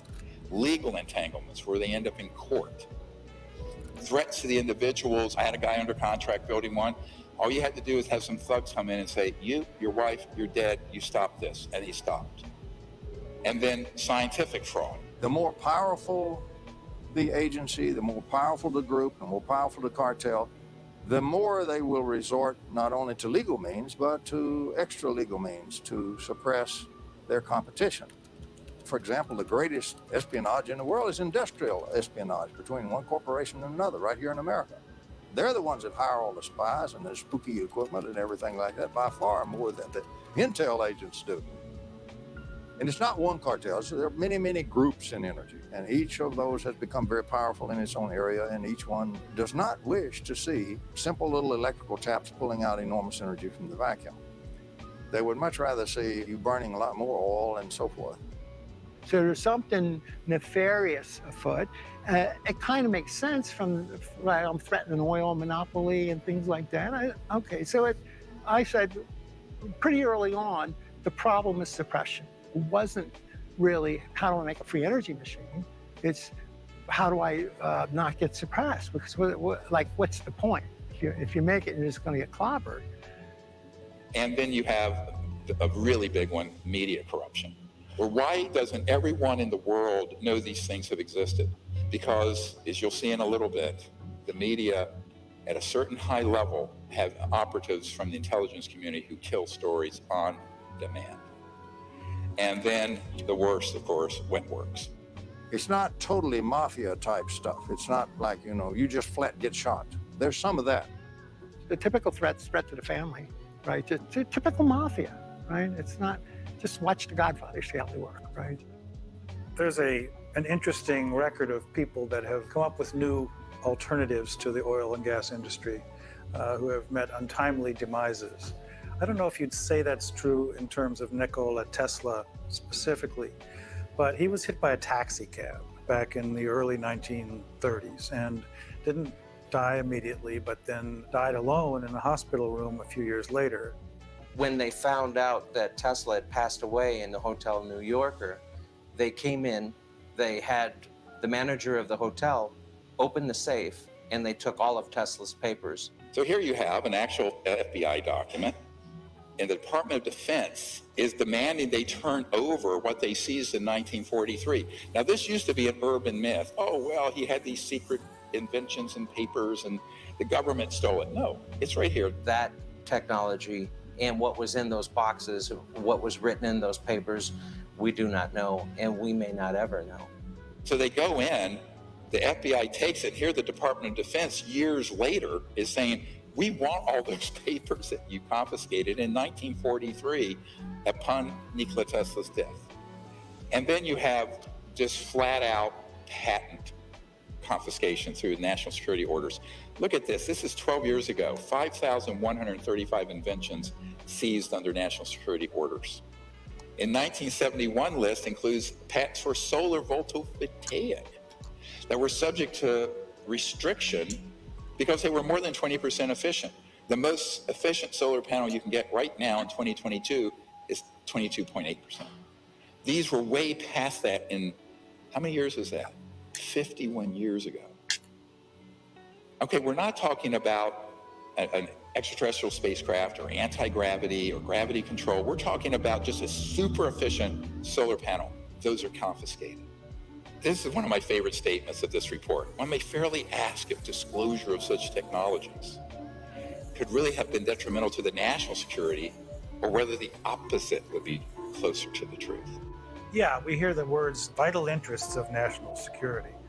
Well, what we're really talking about there in terms of Iraq, for example, in the early 2000s, which was all trumped up. There were no weapons of mass destruction. That's what was being touted by the media, Sir Judith Miller at the New York Times and others, to justify what we were doing to get rid of Saddam Hussein. But in fact, the only national security implication of that was the oil industries, what they get from it. But again, what does national security mean here? Oil, gas, petrodollar, Goldman Sachs, JP Morgan Chase. That's the national security in the abused, corrupt system. It's a policy that the military seems to feel is necessary for national security. However, at this point, we often wonder, 50 years after World War II and the Cold War, whether such sequestering is necessary, especially when fossil fuels are a major cause of global warming. So here we have a man, he was fired, Dr. Tom Vallone, he's a PhD physicist. He was a patent examiner, and he saw these amazing technologies being confiscated. This is not a conspiracy theory. And he blew the whistle, they fired him. Because he saw things that would save the planet. Now, this is way back in the 80s or 90s. Patent sequestering, which is actually called secretizing, the public needs to know at least that every major military agency has a representative at the Patent Office. Patent Office in its current approach is it's actually breaking the law. It's trying to make happy the physicists of the American Physical Society to keep them in power with their ideas, you might say, and withhold from public use good inventions that could solve our problems, like the energy crisis. Boeing had just finished some work on some propulsion system. Boeing had done it for the Air Force, and they finished the job. And then they applied to their customer at the Air Force for permission to use it on Boeing's commercial airlines, and they were denied. An example of the ongoing suppression of things that seem to be innocuous and a slight improvement in technology. So, T. Henry Moray had a device, no input energy once he got it set up, output 50 kilowatts. He had multiple assassination attempts and finally was bankrupted in his lab. This was the 1930s. There is absolutely no question that T. Henry Moray had a system that produced about 50 kilowatts out of a 55-pound box. There's all kinds of skullduggery that happened there. The Russians even tried to kidnap him at one time. It reads like a James Bond movie, but it's real. It really happened, and it really happened here in the United States. Here's a friend of mine. He was a Wright-Patterson Project Blue Book guy, but when he retired, he built a device that you could put on the air intake of a car. This is in the 80s, where you would get anywhere from 20 to 40% more range, miles per gallon on conventional. I treat air, and out of air, I make it more than just providing oxygen for the combustion process. There are combustion-stimulating molecules and radicals generated in this process. Thunderstorm in a bottle. He had his lab vandalized, everything stolen, bomb threats, etc. This is a colonel who put his entire life savings into something in the 80s that would have been a game changer. But it wasn't a free energy device. It wasn't something just running out of the 0 point. It would have just gotten more efficiency and cleaned up the air. Environmental Protection Agency is a bit of a dictatorial police agency. They call themselves a protecting agency, but they are a police agency. EPA cannot approve a fuel-saving device. They put out reams of documentation stating that something will not work. This gentleman actually took a device from a Russian immigrant and another and kind of packaged it. He didn't actually understand it that much. And you had 26, almost 27 watts going in, 7,460 watts going out, and tested and verified by multiple labs. Gray started developing this idea 8 years ago. For the past year and a half, he's been trying to get someone in the U.S. government interested. So far, he's had little luck. Gray says he's been getting the same reaction he got 30 years ago when he first proposed his theory. Get this guy out of here, he is crazy. But Gray says it's paranoia. The scientific community isn't willing to accept teachings opposite all previous learning. And the military aerospace industry is afraid to admit decades and billions of dollars worth of research have been wasted. Now, unfortunately, this disappeared because he actually took the ideas from some geniuses and was trying to make a lot of money. And so his became, I'm calling this crazy inventor syndrome. It's not very nice, but I mean, it's kind of crazy. And here's why it's crazy. They think I have the best thing since sliced bread, and the world's going to be the path to my door. And they don't realize they're going to have corrupt interests from the national security state, corporations, and all kinds of other people stop them. So they think they're going to do a normal investment and normal venture capital and patent it or keep the secret sauce of how it works away from everyone. And in every single case for 100 plus years, they've taken that knowledge to their grave. You've seen The Paranoid Inventor, plenty of stories on those guys. It's my precious.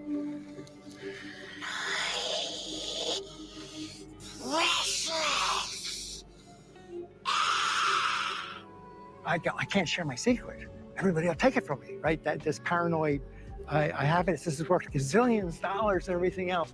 And they're so naive, they have no idea. At first, they think they're the first, right? Have no idea the history of this and what happens to the others. So, having done that for 31 years now, I have been dealing with people with these devices since 1991. Almost all of them fall into some part of this syndrome, and it's a tragedy. You'll see the device, I'll have engineers come in and test it. They go, oh no, I'm going to keep it secret. Nobody can know but me. And I need to make a bunch of money. They want to be the next Rockefeller of energy. And the next thing you know, they're dead, or the device is confiscated, or it vanishes in a buyout. So this guy had the same problem. He had a device, they have it there, still running. But they think that no one can know this but them. They're buying into the paranoia. My answer is open source it, dump it on the internet, blockchain, or any way you can. You have no patent, no intellectual property. The whole world knows about it, and every scientific lab in the world can reproduce it. We're going to get to this strategy in a minute. That's how we go. We got to do that.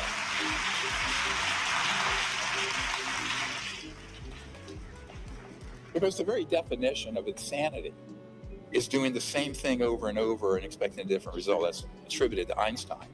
But how true is that here? So we have to change our strategy. Many of these inventors are really good at the technical stuff, but they're not great communicators. This power is something I have given my life for you, the people. Now, set up this demonstration for y'all. You don't have to be a rocket scientist. They're not good at business. They're not.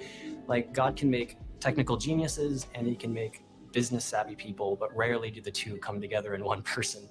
This story is fascinating because he had a tiny, it's 17 watts, it's like a 20 watt light bulb.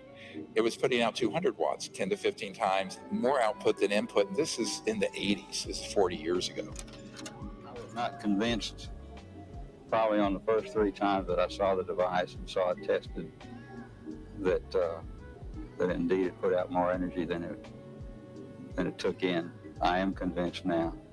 I was a little bit prejudiced, and like all people that come up with devices like this, you think they're wrong, and so you go down to prove them wrong if you're that interested. And I was not able to prove him wrong, nor were the people that I was with able to prove him wrong. And here's what happened. He kept the whole thing so secret. It was going through a patenting process, but even the patent application left out a lot of the secret sauce. Most of these inventors do this. Fatal mistake. And what happened is that it was all covered up, that he actually was taken to court. Patent office said, even though he had proof that it worked from multiple very esteemed scientists, patent examiners, that proved that the thing actually did as he said it did, and he got nowhere. He took this to his grave. Look at this video that you're going to see in a moment. Mr. Newman has been fighting for a patent for years. Many, therefore, considered it ironic when a federal judge appointed the former head of the patent office, William Schuyler, to decide if Newman's device did or did not work. Mr. Schuyler, who is also considered to be an expert on electrical engineering, didn't take long to make his decision. In a report of the special master, Mr. Schuyler states, evidence before the court is overwhelming that Newman has built and tested a prototype of his invention in which the output energy exceeds the external input energy. Therefore, there is no contradictory factual evidence. For the layman, that means the machine works. The expert then goes on to say, the Patent Office finding that such a machine is impossible is clearly erroneous. Mr. Schuyler also found that the Patent Office intentionally did not consider the formalities of Mr. Newman's application for a patent. Why wouldn't you go along, again, with a master that's former head of the Patent Office, who has credentials that the judge called outstanding? Why wouldn't you go along with the man that you recommended in granting a patent? You ask mean questions, don't you? I think you'd have to address that question to our present commissioner. Are you acting on his orders? You might say that, yes.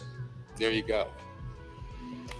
Operability or utility is a rejection that virtually none of the patent examiners, and there's almost 5,000 of us, were allowed to use in any of our applications. The supervisor particularly always said that, oh, that's something only if you're dealing with energy inventions. So what we find is that throughout the patent office, that rejection for something that we personally would feel would not be operable was not a judgment we were allowed to make, except if we're in that security department that deals with energy and propulsion types of inventions. Here we have a brilliant device, again, almost 40 years ago. Look at the input and output. Test it over and over again. 0.3 milliwatts, output 223,000 watts. That's 22.4 kilowatts. That's plenty to run your car, your Tesla motor. Now, continuously output if needed on demand. So this little thing that looks like a cigarette pack, when he died under mysterious, they said a heart attack, it's all kinds of evidence he was killed. This is real, usable power. It's stable. It is not transient. It is not noise. And it is not any other kind of spurious effect.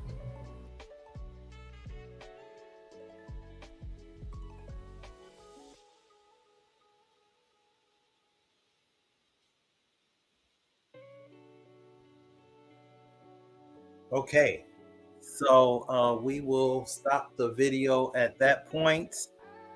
Thank you for your attention. I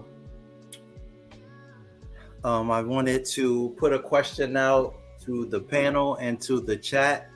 How has the energy of Ma'at inspired you, and where is the evidence of that energy and you being built up and lifted and transcending and having victory in your life and transforming into the energy of Ma'at? So that is my presentation. I will share with you something that I did in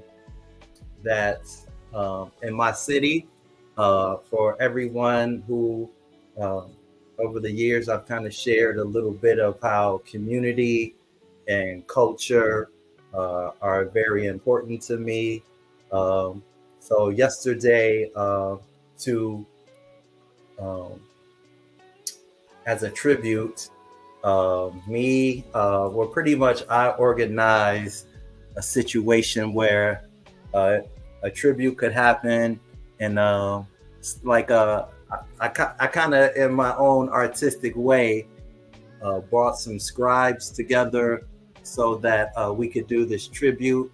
And so here's a photo of something that I had created in my city to show love and respect and unity and community for what's coming up next weekend, August 11th.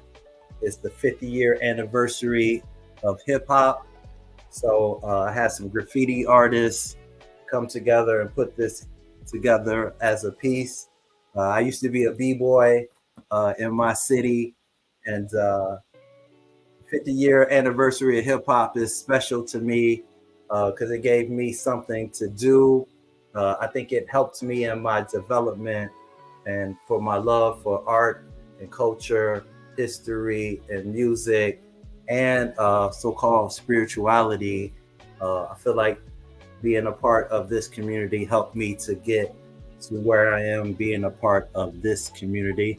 So that is my presentation. I would love for people who had some wonderful comments in the chat to come on into the StreamYard, and we can have a further discussion about UAPs, Travis Scott trying to perform in Kemet, flying cars, this new technology and airplanes, and anything that we want to discuss about Ma'at or Kemet and things of that nature. So that is my presentation.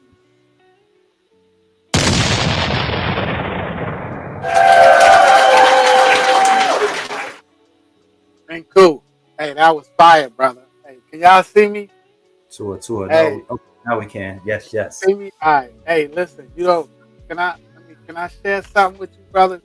Absolutely. So I first of all, brother, Tua for that excellent presentation. That was super fire. Because that's what it's about. And me and you both share the last name, the last Ren, which is Ma'at. So we're definitely in that Ma'at frequency. Before I answer your question on how that has inspired us and the evidence of it, I just want to say something because, right, I've been saying that for years, right? The same thing. Buddy who was narrating that documentary, he said my children were watching something, and he was talking about UAPs, and he said everything that you saw on the Jetsons, they had then, right? That was one of the comments that he made. Then I don't know if it was that documentary, but that was one of the things he said. But then also, right, this is just common sense. I used to ask people this. I used to say, yo, the automobile came out in what, like 1913, 1920, something like that. The Model T, right? Around that time, right? Henry Ford, the Model T, right? And then around that same time, the Wright brothers was jumping off the barn with the bicycle with the wings on it. Y'all remember the picture they taught us in school? That was around the same time, like 1904 to 1905, right? They was jumping off the barn with the bicycle whoopie with the wings, remember? But now we still getting 40 miles to the gallon, right? But now the airplanes is flying to the moon. Where the gas station at? I used to always say that. Why we gotta pay? Why I'm only getting 40 miles to the gallon? Yo, I'm like, it just don't make no sense. And then heart surgery, how fast you can heat your food up, right? Every technology has advanced at like warp speed, but we still getting 40 miles to the gallon. It don't make no sense. It doesn't make sense when you think about it, just regular stuff. You don't even have to be deep with it. You just think they jumped off the barn with the bicycle with the wing, right? Around the same time, the Model T came out. And the V8 engine, by the way, from back then is still roughly the same kind of engine that we still driving around with today. Just a couple little tweaks and different things, but it's roughly the same engine, right? So I used to say that, and I used to ask people that, and they would be like, yeah, you know what? I never thought about that. because I remember in 1980, around that time, my grandfather had converted we used to have and this was in New York, by the way. They had the heater, and he used to put the wood inside the little, the heater thing. And then around that time, they did something and they converted it to where we was able to get like real heat, but we didn't have to use the wood no more, right? So my point is technology has been advancing, right, quote unquote, at warp speed, but we still paying 40 miles to the gallon. And then I want to share something with you, just to jump on, to piggyback on what you guys were saying, and to show y'all something. Who has heard of, okay, so first let me say this, and then I hope we don't get cut, bro. Last week the stream got cut, but check this out, right? So you was talking about the free energy. So everyone has heard of the Buffalo mass shooting, right? Where they shot all those people at the grocery store, right? So the shooter supposedly, he's supposed to have drove 200 miles or something like that, right? Wasn't it something crazy? He wasn't like from there, right? So he drove all of those miles to go shoot all of those people, right? Now, has anyone ever heard of Aaron Salter Jr.? Have you ever heard of him? No, okay. No. So can I share my screen? Can I share my screen? So let me go to. Before you do that, great brother Atef, I want to say to our good brother Menkhu, I know we have a lot of great people who you brought forth a fire presentation, and I just want to put out there, for you all to make sure you support this great brother and the time that he took to bring forth this presentation.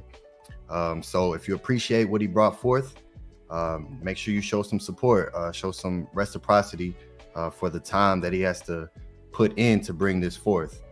So the Cash App is flowing at the bottom. The links are posted in the chat. The links are posted in the description box right here below us. So, send some support for what the great brother brought forth. Okay, go ahead, good brother. Yeah, that was fire, brother. So look, check this out, right? I just want to piggyback on what you showed. Where is it at? Yeah, right this here, guy. Yeah, this guy. Okay, now look, you guys see this? Can y'all see my screen? You can see my screen? Yes. So it says Aaron Salter Jr., security guard killed in Buffalo shooting, hailed as a hero for confronting the gunman, right? I'm not going to play the video. So a retired police officer who worked as a security guard at the Buffalo supermarket where the gunman shot and killed 10 people on Saturday was hailed for his bravery, with officials saying his actions before he was struck down likely saved the lives of others. Now check this out. Can y'all see my screen? Now watch this. This is that brother, and this is him. Let me show you that. Can y'all see it? Says he invented a water-powered engine. You see that? He invented the car that runs on water. I can't play the sound, but.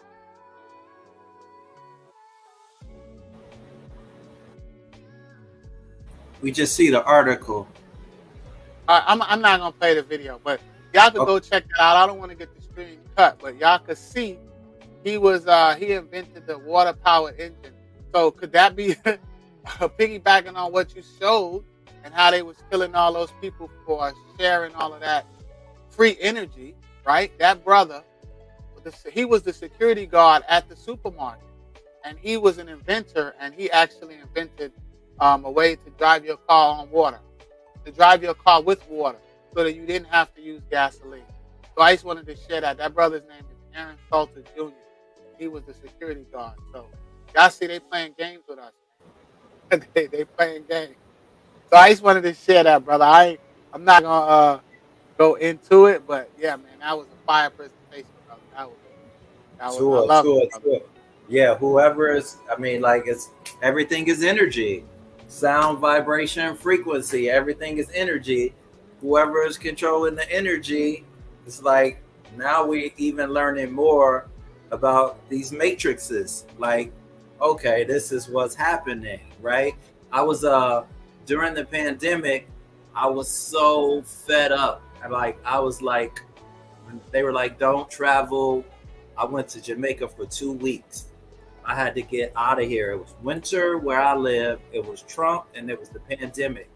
And I've been to Jamaica so many times. I love warm weather. I love the Caribbean. And I went to Jamaica and I was like, I should just buy a crib out here. And then I was starting to do some research and everything. And one of the things that keeps the people on the island so poor is electricity. The gas, or like the electricity bill, and it's so expensive there. And I was like, why people just don't have solar houses? Like the sun is like is like popping, like just do solar. And so I was talking to this real estate agent, and I was like, do you have any houses that have solar panels on it, or is there contractors that do that work? Crickets, like nothing. He was like, I didn't hear from him. And so Stephen Greer is he's like on all the podcasts right now. He's like really, putting the energy out there, putting the information out there. And so, like he said, the solar panels that's available they're like capping everything. And so imagine like if you have a car that can run on water and all these different inventions, they're suppressing all these different things. So we have to depend on them for the energy. And so now they're saying these UAPs run off of no energy. That's how it's like a whole different mind, a whole different energy. It's a whole different chamber.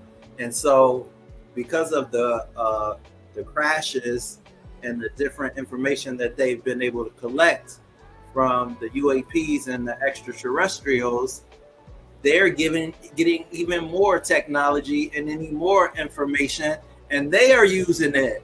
Now we have these man-made UFOs, and they collected all the jewels, all the gems, and keeping them for themselves. Stepping out the spaceship, causing a spaceship.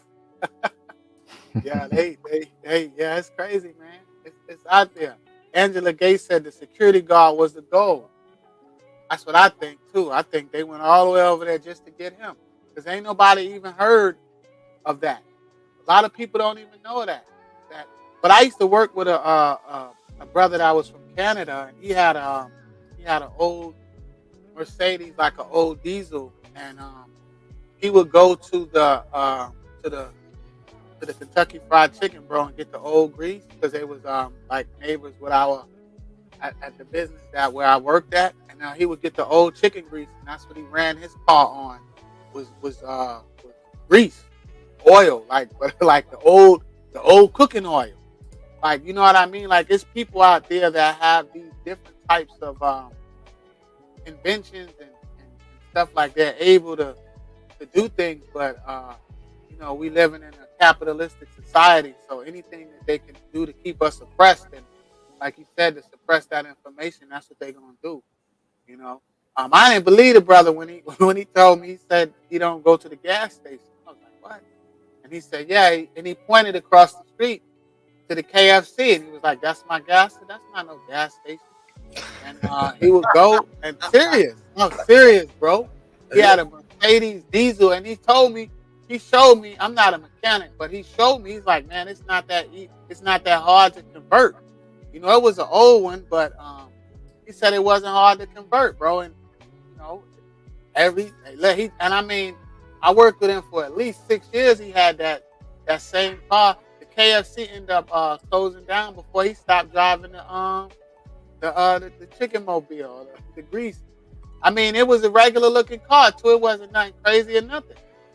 But look what somebody say. Ashley say biodiesel in the 2000s. I remember that. Yeah, it's the energy is there, man. The information is out there. We just have to, do what we have to do to come together to get it, because it's our magic. It's our energy that they're using, and they're using it against us.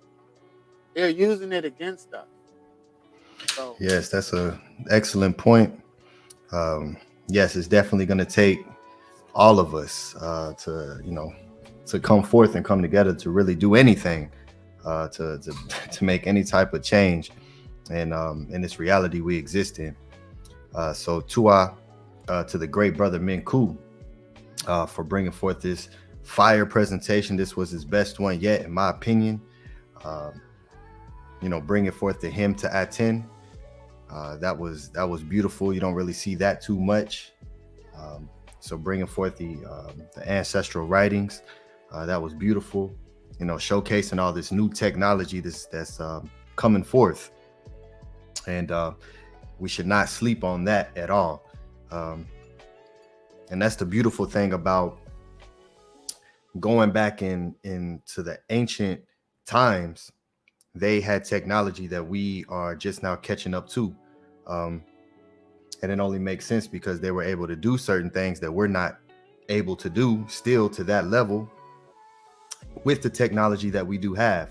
So it only shows that they had technology that was more advanced than where we're at now. So we're starting to get into a hyper speed of evolving with technology and to where now converting biological humans into technology itself as well.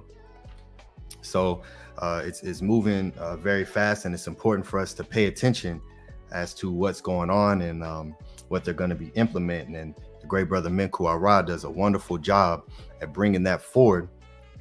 You do a fantastic job of bringing that forward and mixing the two, mixing the not so near future and the ancient distant past and combining them together.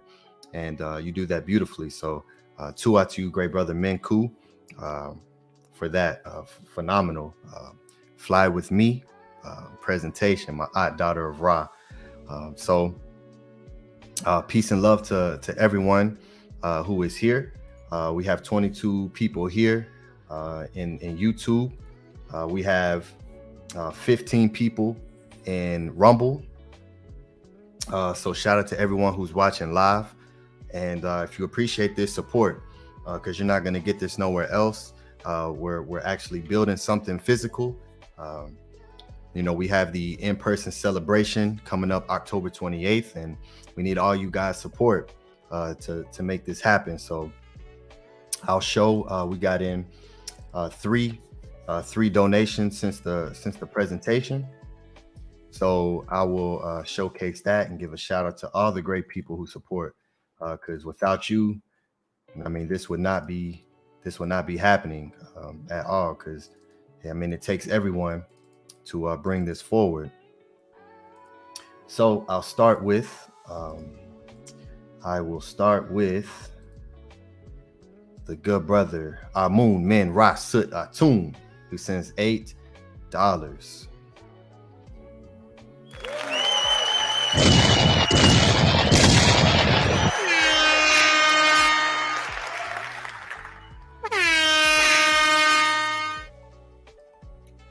To our good brother Amun Men Rasut Atum, you are extremely consistent, and we appreciate that.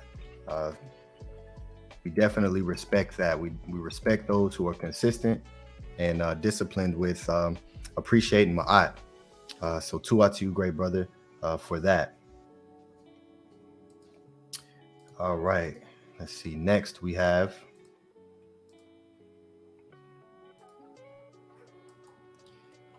the good brother Stephen Escalar, 1572. Inu, Nefer, Sinu, Tua, for your love.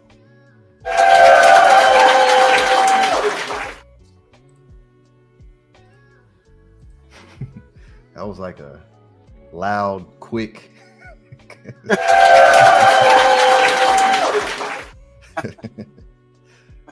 To our good brother Stephen E. to our brother. Another fantastic, consistent brother who we all truly appreciate here on this panel. As you see, you know, I added you to the intro video as well because of your consistency and because of you supporting the TOM and being in Meta class. You know, so to you, good brother, for that and for your support. Was Stephen in Monday's class? Was he in this Monday's? I'm not sure. I don't know if he got the recording or not. Hey, But that was this Monday that just passed. That was monumental. That one was. They all are monumental, but that one, the last one, oh man, and it was long too. So you definitely gotta check that one. yeah, if you all haven't, if you all were not there for the Medu class last week, get the recording. It's $20 for Saba Tehuti to teach the way he does, and like you said, it went longer. So I mean, 4 hours. Right? It was like 4 hours. No, it wasn't 4 hours. It was like 2.5. He usually goes like 1.5. This time he went like 2.5, close to 3. That was long, brother. That was yeah, it broke was. the internet with that one. Yeah, it was fantastic, and you know, he teaches us how to teach in that class too. So we'll do a lot of role playing. He'll give us scenarios like, hey, who you want to talk to? You want to talk to Chris the Christian? Who you want to talk to? You want to talk to an atheist? And we have conversations back and forth. And he teaches us how to build bridges with people. So it's not just a meta class and learning, hey, the arm glyph is A. You know, you have the house as H. You put that with as Ha. Like, no, you don't. It's not just that. It's a far deeper class. So if you're not a part of that, definitely reach out to the great Saba Tehuti. Let me put the overlay up so you all can see. Yeah, Mystical Television at gmail.com. 1:30 p.m. Pacific time every single Monday. They're all backed up. We are on 45. Which one? 40 something, right? Yeah, we're definitely in the 40s. Let me give you a direct number because I like to be precise. Good, Stephen. You went. I don't know if you got a chance to watch it yet, but that one was really, really, really special. They all are, but yeah, that one, 45. 45, yeah, see? 45 classes. So 45, brother. That was special. Oh man, that was. Yeah, so definitely join in on that. So peace to you, Stephen E. Tua. I seen you put something. Let me see. He said, I didn't have a strong internet connection because I just moved to a new place. I remember you saying that. Didn't have internet set up yet. I'll be there tomorrow. Yes, sir. Look forward to seeing you in class. All right. And this is our last support that we have in so far. The good brother, Sincere Austin, Bijan Pharaoh. Support team.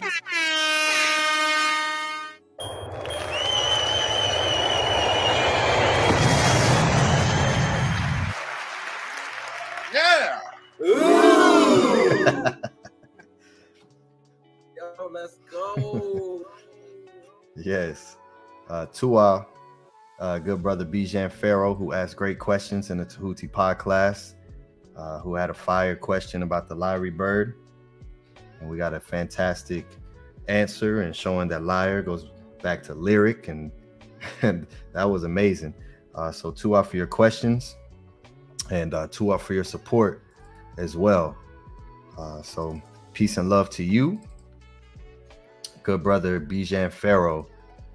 So let's see, we have Angela Gates, the great sister Angela Gates, Eric G, that's it, Amun Men Rasa Atum, Nito Campbell, Stephen E, Trenton Donaldson, and Sincere Austin. Tua to you 7 for supporting the teachings of Ma'at and helping us reach our goal and where we want to get to. It definitely takes you all and everyone here presently to put your hand in the pot and help us all build this one brick at a time. We need all hands on deck to be successful in what we're doing. So peace and love to you all for leading by example, leading with the left, and supporting my aunt and supporting the great brothers here on this panel and supporting the great Saba Tehuti. So peace and love to you all. The link is posted in the chat. If anybody wants to come up, here, I'll post it again. Let me post it again for you all. If anybody wants to come up and say a few words. Somebody come up and show me how to tell me how to do the conversion to the chicken, to the oil, to the used oil. I thought that was like when he showed it to me, right? It wasn't new oil. It was the used oil that they usually dump. It was that oil. I don't know if he had a filter. I don't know how it worked, but it was the old oil.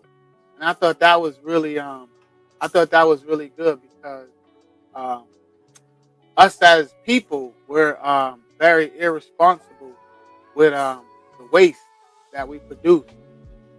So when he showed me that, because I'm conscious of that now, like littering and teaching my children about just, how you just throw stuff on the ground and, how we litter and we just not very responsible. So he showed me that some years ago. I was really impressed with that because I was thinking it was the new oil, but no, it's the old grease that they cook with. And man, listen, all he has to do is drive down any Martin Luther King. You drive down any Martin Luther King anywhere USA, and it's nothing but fried food restaurants. So you can get that used oil, and give back that way. But we got to start being more responsible. So that was a great presentation that you did on my heart. I definitely get the point, brother, because I use the videos to tell the story too. But yeah, we got to be conscious, definitely. But it says the cars and trucks used to smell like French fries, I remember.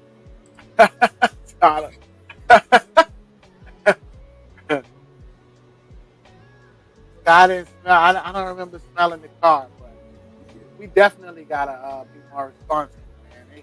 40 miles to the gallon. I'm just mad about that, man. I used to say, where the gas station at for the space shuttle? How they get halfway to the moon? How they get up there and come back? But I can't get from here to New York without stopping 10 times. 40 miles. I mean, that's good. Yeah, but I had a Jeep that got like 18 miles at one time. But look how they took us, though. See, that's what we saying, though. We saying that that's good, but it's really bad. They break us off inch by inch. They peace feeding us, man, with our own magic and our own energy. So we definitely, I'm definitely thankful for our teacher who's breaking us out this matrix, man, because we got to start with ourselves, and it's a mental matrix. You know what I mean? It's the foolishness that they're exposing us to. The lies. Everything is a lie, man. Like, everything is a lie, yo. Eric G said I'm getting 15 to 19. Yeah, exactly. Definitely, man. They are making so much money. Yo, you see these the Arabs and that have the oil mines or whatever. They be so rich. So think about how many people we have to put gas in our vehicles. Think about just America. What is it? 300 and something million people. Yeah, they're exploiting us, bro. But what's even more valuable is how they're exploiting our knowledge over there. Because my son's mother was over there last month. And the pictures that she sent me back, there's no metal netta nowhere. Now I understand what Saba was talking about when he was talking about those books, the metal netta books by that brother. I can't remember his name, Ra Nefer or something like that. And there's no metal netta in it. Not one hieroglyph, quote unquote, right? And those pictures over there that they showing in the museum of our artifacts, it's no metal netta, except for what's written on the artifacts themselves. But their description and how they explain it in their pictures and their explanation is no metal netta. And that was the first thing that jumped up at me. Right now, mind you, I've been to the museum hundreds of times, different museums, but until I started learning with Saba, that didn't I didn't recognize that. You know what I mean? But now I'm able to see. Scribe, what's that line you say, bro? What is that line, brother? Oh man, I could see the veil underneath the other veil. How you say it, brother? I don't want to mess your. You know what I'm talking Nah, about? that was on point. Exactly. Yeah. So it's like, man, our teacher truly is the breaker of the matrix, man. So he definitely needs to be celebrated. And Hinu to our teacher, Saba Tehuti Amenhotep Ra, the best teacher on the internet, the best teacher on the planet, the best teacher, period, hands down. No one is teaching us the way he's teaching us and allowing us to break free from this exploitation, how they exploiting us and exploiting our knowledge. It's ridiculous, man. So we got to wake up as a people because that's our culture.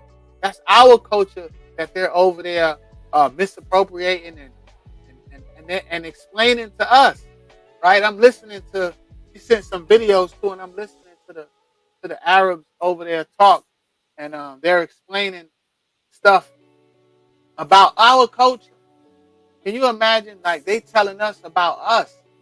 We got to get better as a people, man. We absolutely have to get better. That's fact. That's go fact. ahead, brother. I didn't mean to interrupt your No, go ahead. No, go, brother, go. I was just gonna say another thing that we don't know about Kemet. Kemet is, when it comes to resources, Kemet has I think the 8th as far as oil, like 6th or 8th ranked country for oil reserves. And so they not only are trying to take our culture and our history, but they got the resources too. Crazy. They're exploiting us, man. And the thing about it is, though, right? The way they're exploiting us is they first have to exploit the knowledge first. So they're exploiting the knowledge, and then they're using it against us. They're using our own knowledge against us. That's like me coming to your house and me telling you what to do. Hey, where's the bathroom? I'm telling you where everything is. I'm telling you what's in your refrigerator, what you like to eat, where you supposed to sleep. I'm telling you everything about your house and everything about you. Not even about your house, about you too. Nope, your name ain't Menkhu Ara. Your name is something. It's man, we got to get better as people. We have to wake up and we have to start appreciating and putting value where the value is supposed to be, and it's not on us. We value everything but the truth. Value everything else but the truth, man, and it's sad. But thankful for that presentation, my brother, and I'm thankful to be able to share this space with you and all of you that's in the chat. There's 20 of you guys in the chat, beautiful sisters and beautiful brothers, and this energy. It was 18 in Rumble too. 18 in Rumble too. So yeah, I forget about Rumble, man, but we definitely got it, and that's a beautiful thing too, right? Because they cut the stream last week. They cut my stream, and we definitely have to. We got to learn, man. We got to learn, but we got to start with ourselves. And the writings are there. Menkhu showed an excellent book that we could start with. And as a matter of fact, that's what I'm going to do next week because this is a book study. So I am going to begin to start reading some of our stories so that we can begin to understand who we are and how great and powerful we are, right? Because once we begin to understand that, then they can't use it against us. Once we know who we are, right, then they can't use it against us. I'll give you another example, and I'm going to use myself as an example, right? Saba, when we went to L.A., Saba named me ETH Crypto Wallet. But it's so funny because he said he didn't name us, that's our frequency. That's who we are. So that's the thing. It's about knowledge itself. That's the frequency that we on. So that's what we have to begin to do. We have to begin to identify and get knowledge itself because that's the mission right there, right? Because we know Christopher Columbus. We know all the lies they told us. We know they ran the bison off the cliff with the Indians, the Trail of Tears. We know all their history. We don't know ours. We don't know our history. And our history is written in stone. It's in stone. It's in tablets. It's in papyruses. It's in the museums. It's there, but we don't even know the story. So that's one of the things that I'm going to begin to do for us as a people, for myself as well, because I don't know the story. I told y'all, I just heard the word Ma'at 2 years ago, 3 years ago, about 3 years ago, because I was like 2-year anniversary, roughly about 3 years ago. I should be ashamed of that. I should be ashamed to say that the first time I heard, and maybe I heard it, but I just didn't recognize it. But I'm not ashamed of it because that's how powerful Ma'at is. And that's how powerful I know that we are. So as I begin to acknowledge my frequency and my reign and who I am and what my purpose is, I hope that the stories of our ancestors, our beautiful ancestors, that they left in stone and on papyruses, I hope that they can inspire all of you too. Begin to inspire you to be great, like the good brother Menkhu Ara said. Go ahead, brother. Oh no, I was agreeing with you. I was shaking my head and I was pointing. I wasn't going to say anything, but the fact is that is our inheritance. All that they left behind, all the knowledge, the wisdom, all of the culture, all the spiritual wealth that they left behind us, that is our inheritance. And regardless of the financial implications of that, just having our true identity, that's what makes us rich. That's a fact. That is an absolute fact. And that's one of the things that I recognized was that some of the great people that raised me, my family, they've since transitioned. And I came up the rough side of the mountain, so to speak. And that was one of the things that I began to recognize about myself was I didn't want their passing to be in vain. So all the ignorant stuff that I was doing as a youth, I was immature and I was behaving very ignorantly. But as I matured, as you know better, you do better. And I didn't want their passing to be in vain because they wanted better for me. And I know this for a fact. And this is why I'm here and I'm able to speak to all of you here. And it's the same thing with our ancestors. They definitely wanted better for us. They want better for us. So we definitely have to begin to acknowledge that and don't allow their passing to be in vain. Don't allow them not being here to be in vain, because when you look at those beautiful temples, that's another thing, man. Look at the beautiful art. Look at the beauty that they left behind. It's unmatched. It is unmatched right now. When you look at, you could go on the internet now and take 3D tours of some of the tombs, man. The stuff that our ancestors left behind for us, for them, for us is, man, listen, we definitely have to start elevating. So, Hotep Ma'at, the link is in the chat, teachingsofma'at.org. Come join us. Come up and dialogue with us before we close it out. We had an excellent class tonight. We would love to hear your tones, as the good brother Ani always points out. So don't be shy. Get up here and share your tones with us. Let us know what you thought of the presentation. There's more than one way to support. You don't have to support with always with money, although that's appreciated. But just get up here and share your tones. Yes, as the great brother Tefrim Kim put out, that we will start doing reading the literature. So if you all do not have these books here, I would definitely recommend to pick them up. The Literature of Ancient Egypt, an anthology of stories, instructions, stelae, autobiographies, and poetry. The third edition by William Kelly Simpson. We'll be reading stories from there. And also these 3 books. And you can also find these online as well. So you can definitely find these online for free. Ancient Egyptian Literature, Volume 1, which is the Old and Middle Kingdoms. Volume 2, what they call the New Kingdoms. And Volume 3, the Late Period, by Miriam Lithium. So these are 4 fantastic books that are full of our literature.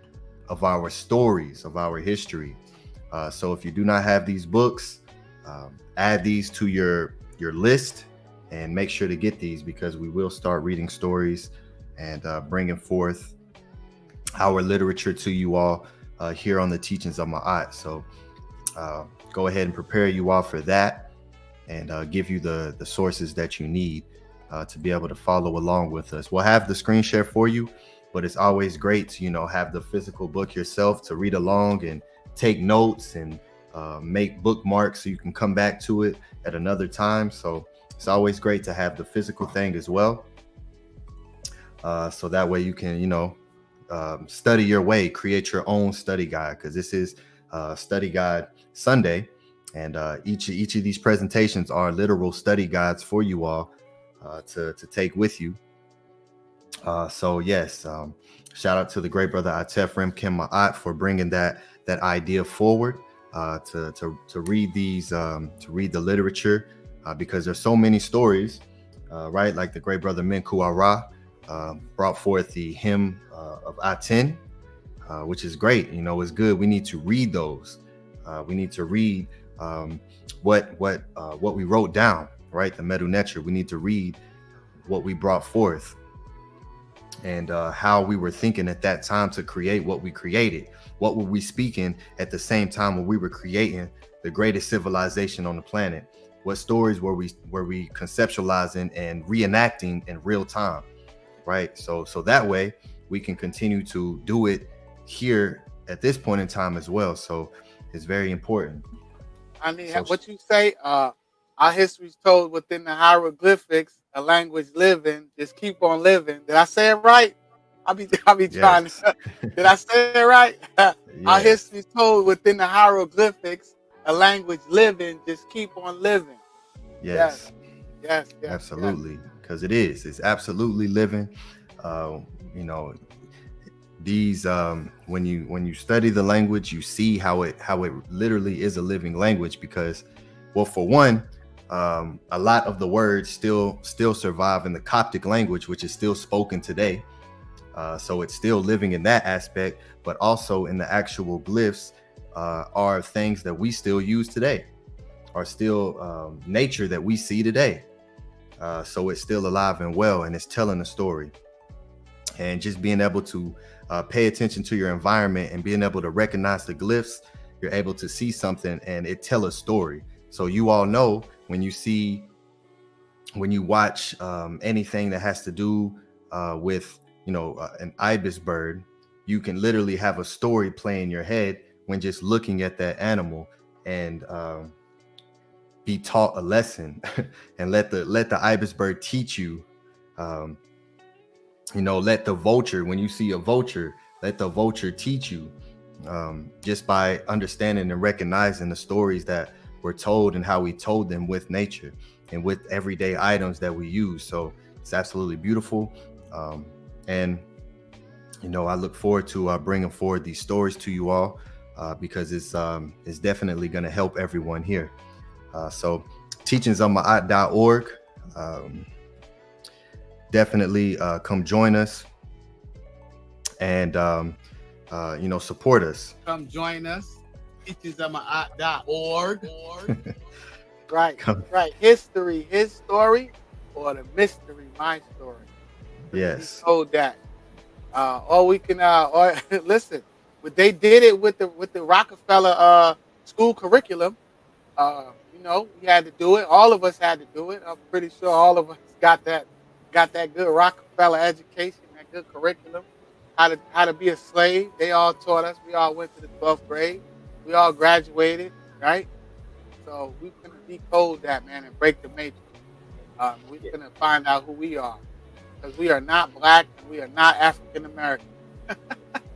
That's fact. To our brother Ani for the thumbnail. That thumbnail is fire, solid. Okay, good. I'm glad you liked it. I tried to incorporate this brother Menkhu writes me paragraphs. I need a car flying, a UAP, my eye in the air. Hey, look, and I give him nothing, Menkhu. I don't give him nothing but a title at the last minute, and it'd be fire. The pictures, this brother is a true netter. This brother Ahati, let me just tell y'all, this brother is a true echo of Tehuti. If you were here to catch last week's presentation, if you are privileged enough to go check out the website, the videos, all of that is this brother's. All of that is Ahati, all of it. So for me, my brother, it is a hinu to you. It is an honor to stand next to you and to learn from you, my good brother. I sit at your feet like I sit at Saba's feet and learn from you brothers, and I'm honored to do so. So continue the good work, my brother. He is who he say he is. That's a fact. Hey, he is listen, Aten. He's all of that. Fact. Listen, I used to watch the other thing, and I used to be like, man, that brother here, you know how he would help out the host. You know, I was like, yeah, that's, you know, I really appreciated that as I watched the show. But let me just tell y'all have no idea the work that this brother puts in behind the scenes. And brothers like him definitely need to be celebrated. They need to be protected. And we have to start doing better as a people. So this brother motivates me. Look, I was at the store today, and I bought a little board, right? And she was like, what you got the board for? I said, I gotta start writing stuff down and putting it on the board. He said he got something on the board. Look, I got the headphones. I don't got them on now. I got the headphones. I got the can you see it? The same headphones. Yes. Listen, man, I be learning, man. Listen, I'm not ashamed to say I learned, bro. That's the thing. We gotta stop hating on each other. We gotta look at each other and start admiring each other and celebrating our brothers. We hate on each other. Your voice, you sound a little far away now. Oh, I'm far away now? Yeah. Oh, man, I think my mic cut off. I don't know what's going on. Too high, great brother. For that. God. Yes. Yeah, I'm so inspired too by you brothers. I was like, in my city, I'm like, what we doing? I'm like, nobody ain't got no graffiti up to celebrate the 50-year of hip hop. I start calling all the scribes. I was like, nah, we gotta show tribute. We gotta honor the legacy. We gotta honor our people. Like, we are creative people. This is a whole history. 50 years, you know what I mean? There are some greats in there. I know that the music is what it is now, but we go back, you know what I mean, to the originators. I was like, no, not in my city. Y'all better come out. You know what I mean? Y'all need to come out and we need to do this. And so, you know, I got the scribes all together and they put up that joint. It came out so beautiful. That joint is popping off the wall. So yeah, I bet it's amazing in person because that picture was fire. Yeah, that was great. It's so amazing. So yeah, amazing. Shout out to you for that. Hey, you said you was a B-boy? I used to the name of our crew was the HBOs, Homeboys Only. And so I used to be a B-boy straight up. Nice. How's my sound? No. It's kind of low. I don't know. What about now? Yeah, it's a little better. It's a little better. But yeah, we definitely got to start celebrating each other. Stop hating on each other. So I feel no way about no hate. Congratulations, just hate. Yeah, shout out to you. Definitely a motivation and inspiration. Yeah, you're definitely fading away. You knocked fading away. You knocked the mic off the headphone thing? No, I don't know what. No, it's on. Can y'all hear me? I'm gonna hold the mic up to my mouth. Okay. Oh, okay. That's the okay. That's better? Is that better? Yes. Oh, yeah, I don't know. I gotta show me your mic. I ain't never seen your mic. I gotta see what kind of system you got. Yeah, I can definitely show you what I got. No problem. I have the microphone I have is a Shure SM7B. Let me see if you can. You know, got on this little stand right here. It's a short SM7B, so it's a great mic. So yes, shout out to everyone. Peace and love. Great brother Menkhu Tua for the wonderful presentation. And before I close out, I definitely want to give a shout out to the great brother Ahati Maat. Peace and love to you. Make sure you support that brother as well with his fragrance. The fragrance I have on tonight is Armani Code. Phenomenal fragrance.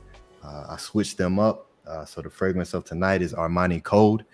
And it's just, it's amazing. Smells phenomenal. And it definitely, you know, it's definitely something that we utilize the ancient Kemet as I showed with the flowers, and we definitely made oils out of that, and did a lot of anointing with essential oils and great smelling. Just the smells, they were infatuated with smells. That's why the word ungient is also the word ankh as well. That's how important ungient was. So shout out to the great brother Ahati Maat for his fragrances. I'll put his link in the chat for you all to reach out to him. And he's I know he has a new fragrance now called Flower Bomb. I'm going to be getting that real soon, so I definitely want to try all the fragrances that he comes with. So let me put this link in the chat for you all to reach out to him, both male and female. So everyone reach out, because there's more masculine scents, there's more feminine scents, so they're absolutely fire. So reach out to the great brother Ahati Maat for your fragrances. So shout out to that brother for that. So peace and love, everyone. Hotep Ma'at. Tua to the great brothers on the panel. Tua to our great Saba Tehuti, Amun Hotep Ra.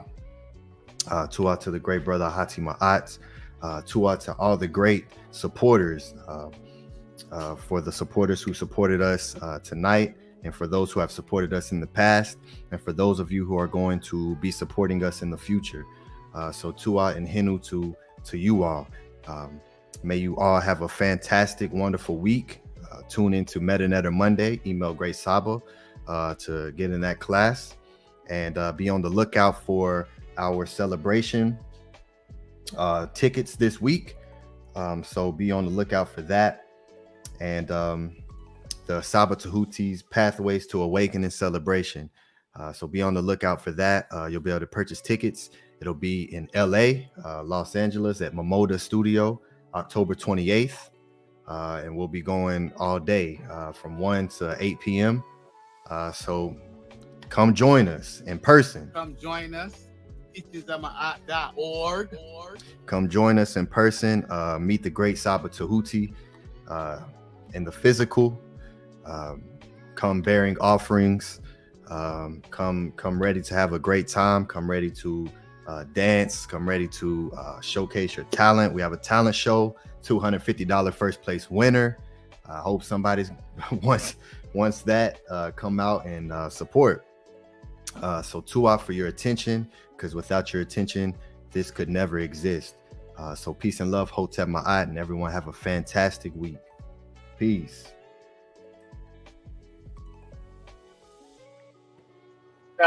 You got some closing words? Hollow on the church now? Or is that just how it sounded in my phone? Yeah, you're like in church under a pew somewhere. Oh. What about now? Is that better? Yeah, there we go. All right, there we go. All right.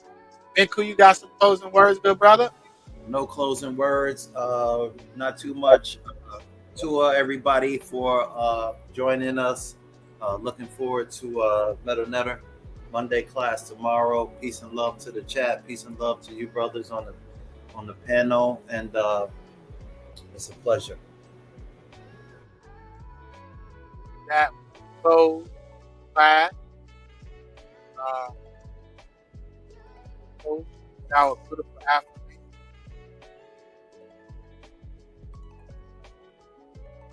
Hotep Ma'at, peace and love, everybody. Thank you for your support. Thank you for coming to an excellent class. From today's teaching, when you rise, everything grows for the king and for everyone who hastens on foot, because you have founded the land.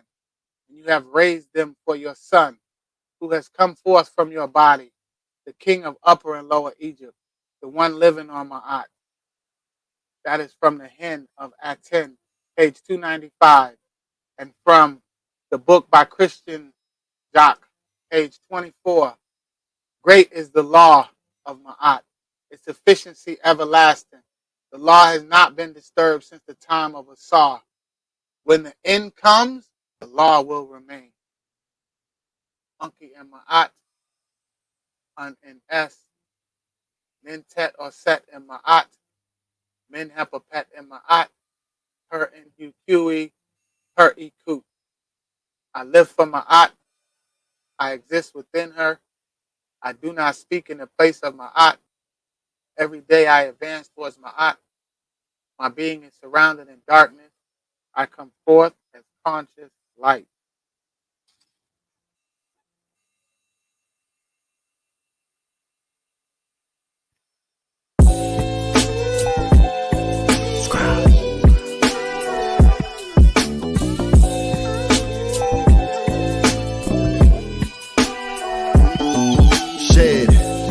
My eyes, then I woke up back in my bed. I could see my room as clear as looking through a lens. See, I thought I was awake, so then I tried to move, but my body shocked me like I was plugged in a socket. I started panicking and scrambling within my mental. I thought I died and now my body, I'm forever locked in. I was screaming, help me, someone help me please. But there wasn't any sound making it through my teeth. I could see movement in motion, shadows gather around me. How could I close my eyes already closed? Eating alkaline at this time, fasting reads so shocking. I was stuck in a paralysis, it had me froze. It's time to shed. It's time to shed. I heard a voice in the back of my head. Rebirth, it's time to shed. It's time to shed. It's time to shed. I heard a voice in the back of my head. Rebirth, it's time to shed. I finally started waking up and coming back. I was in the opposite of states effect. That's relaxed, I grabbed my phone and started to do research. Knowledge of what happened, I was in a lack. Insidious, the movie came direct to mind. Every time I seen this, it was connected to what's not divine. Demons crawling forcefully, holding the body down. Ain't no point in trying to scream, you will not make a sound. Deep within, I knew I made that a reality. The all is mine, I saw it, and so shall it be. I start replacing fear with knowing universe is mental. Talking to my subconscious to wake me up in dreams. Then one day my spirit guides came in so essential. Daylight's astral playing loud in my dream helped to set me free. I'm back in paralysis, laying on my couch. But this time I was calm, ready to exit out. It's time to shed. It's time to shed. I heard a voice in the back of my head. Rebirth, it's time to shed. It's time to shed. It's time to shed. I heard a voice in the back of my head. Rebirth, it's time to shed. From what I read, I need to move my arms in front of me. See a rope and pull it, separate and then release. Now I'm out, I see my house is gleaming, I accept it. Looking in the mirror, staring at my car's reflection. I was so ecstatic, flying in every direction. This was months of subconscious reprogramming and redirection. Place my thoughts in my body, wake up, that's what I did. I was reborn from that day so I could start to live. It's time to shed. It's time to shed. I heard a voice in the back of my head. Rebirth, it's time to shed.